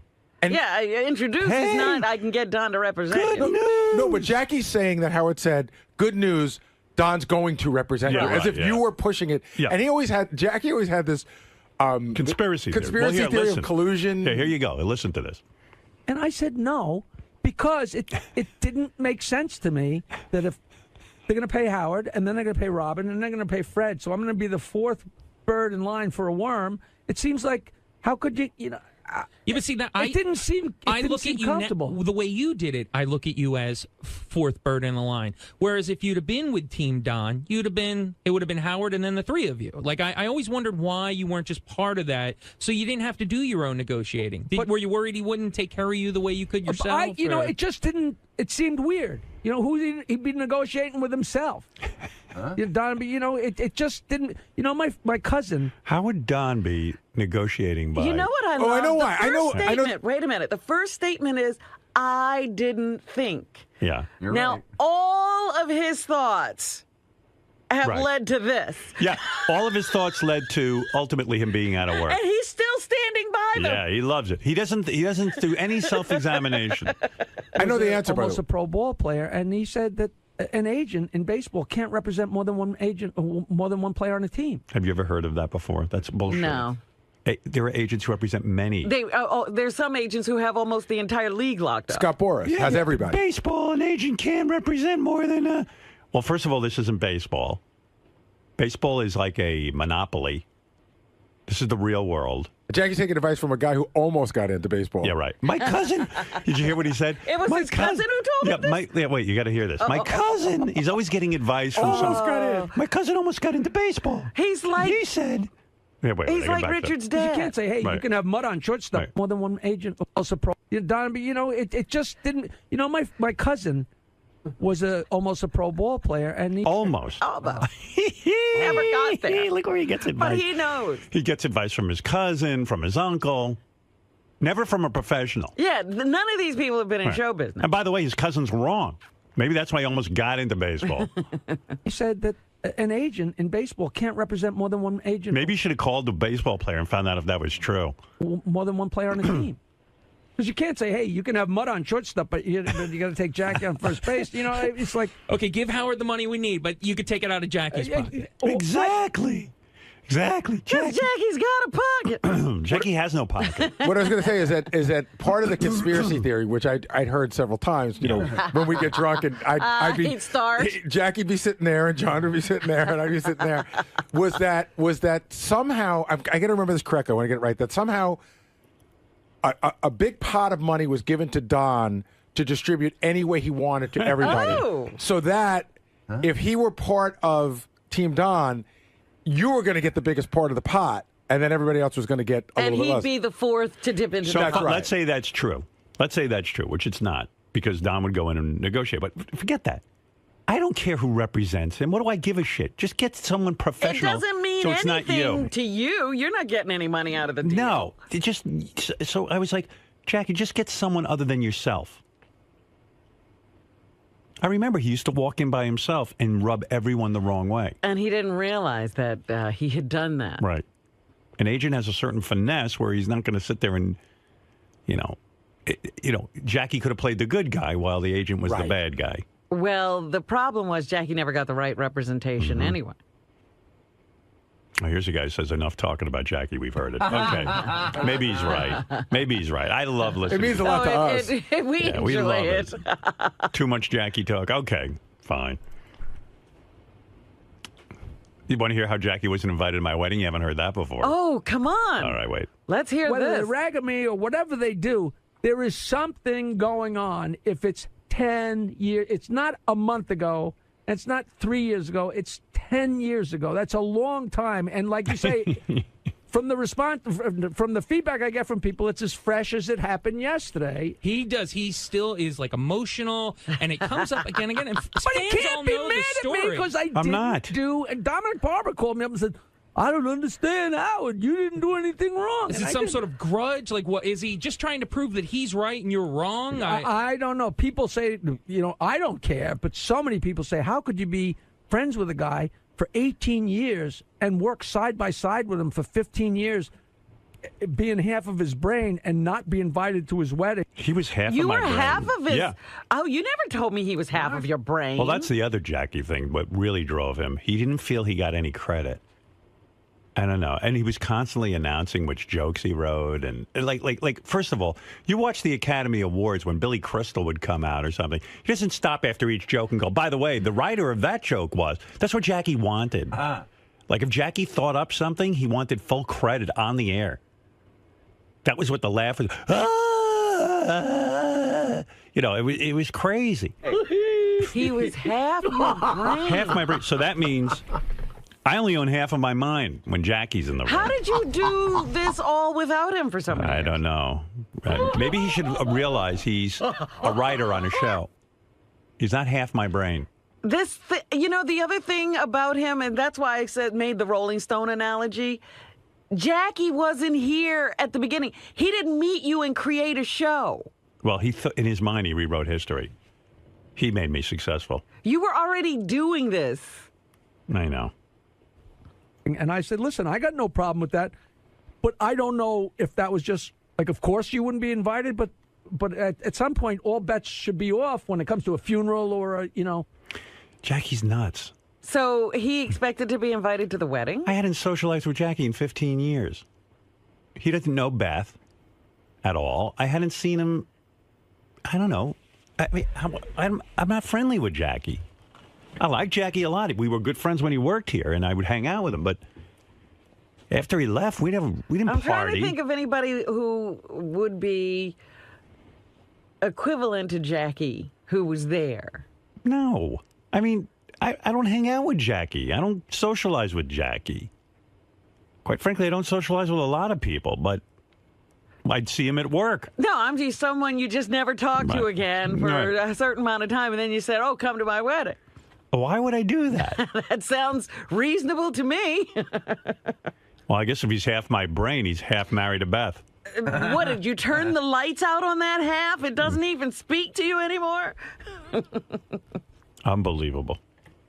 Anyway, so he was on the... Half your brain. I mean, the things that... See, those are the things that upset me. Then he had this other whole rap about... Whenever he tries to take undue credit... Oh, he never got enough. This... Never got enough. It upsets me. Yeah. Because to say he's half your brain... And I guess you, Fred, and Gary are on the other half. But you have a whole brain. Right. You never needed another part. No, he felt he was half of my brain. Well, how the hell are we limping along on half a brain? If we had him back, I'd have my whole brain back. Thank God. He's half my brain tumor. That's right. He's cancer. Yeah. He's a character. Oh, I mean, it's so great. Then he goes into a rant about Benji being brought in and he wasn't told. And I've heard him talk about this before, like how, he hated Benji being like over his shoulder. Yeah. During one of the best of things, you were interviewed and you talked about how Benji came in and I don't know if threaten's the right word, but you were hurt or something that they had somebody doing your same what job happened? right and next nothing to to you. do with Benji, because the way that I got to do anything is, this is show business or whatever business, you do what you want to do, and the kid wanted to write, but they just told me one day, hey, Benji's going to sit in with you, and it's like, imagine if Robin's sitting there and there was somebody sitting next to Robin and say, no, do this. Bad analogy, dude. On shows, there's many writers, but there's not multiple news people coming in. And I mean, what did he think he was? He's a writer on the show. Fred's a writer on the show. And now Benji's a writer on the show. Yeah, Fred had to accept that Jackie was there. Jackie decided that I had enough writing. I didn't need any more. Once you got him, you didn't need any more. No. Well, he was the traffic cop. News story instead. No, do this. And of course, every news story they're going to give her is going to be great. But she already had it covered. Like I already had the writing covered, and between me and Fred, we had it covered. He had the writing covered. Oh my God! How do you? Maybe I didn't think you had the writing covered. My half a brain. No, see, half your brain knew. Yeah. Maybe I didn't think it was enough. What do you care? Your two sides of your brain are fighting with each other. It was just weird that I'm sitting there. It's like it's none of my business. Not my show. Of course. If Howard wants another writer... But you're half my brain. It sounds like you are. It is your show. He had it covered. Yeah. Of course, it's not my say, but it was a little odd. But wasn't Fred already doing that as well? Yeah. So picture this. I'm sitting there, and Howard's talking, and he says something. I think it's something funny for him to say. And I write... As I'm writing it down, now I got to read... I write it, but I got to read what Fred... Wow. Wow, sorry, your job's so you hard. have to work. It's a job, and you have to work. It's too much. I wrote, then I'm reading what Benji wrote and decide which, so sometimes I just write something and put it up, and I wouldn't. It was too much. It was, if somebody hands you 3 cupcakes, you can only eat one. You know what I mean? It's like it was too much. Very often, what Benji wrote was so funny and it was great. But it was overkill. I thought it was overkill. Okay. You know what I'm saying? It was overkill for him. It was too funny. Too funny. Too much fun.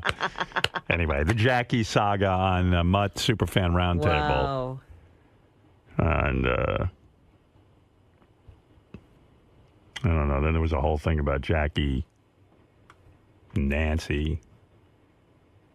The apology to Nancy. It was very entertaining, quite frankly, but it got me really worked up because it's upsetting me. I'm fascinated by the workings of his mind. It upsets me that he just is his own worst enemy. He'd still be sitting here if he just kind of mellowed out, figured out what was going on, and kind of saw his position in the right way. I said to him, listen, you're not the show, but you're an important part of the show, and you're being compensated. You got a great life. You're going to make a ton of dough for the next 5 years. Just sign up. He never enjoyed this for a moment. Never. It was a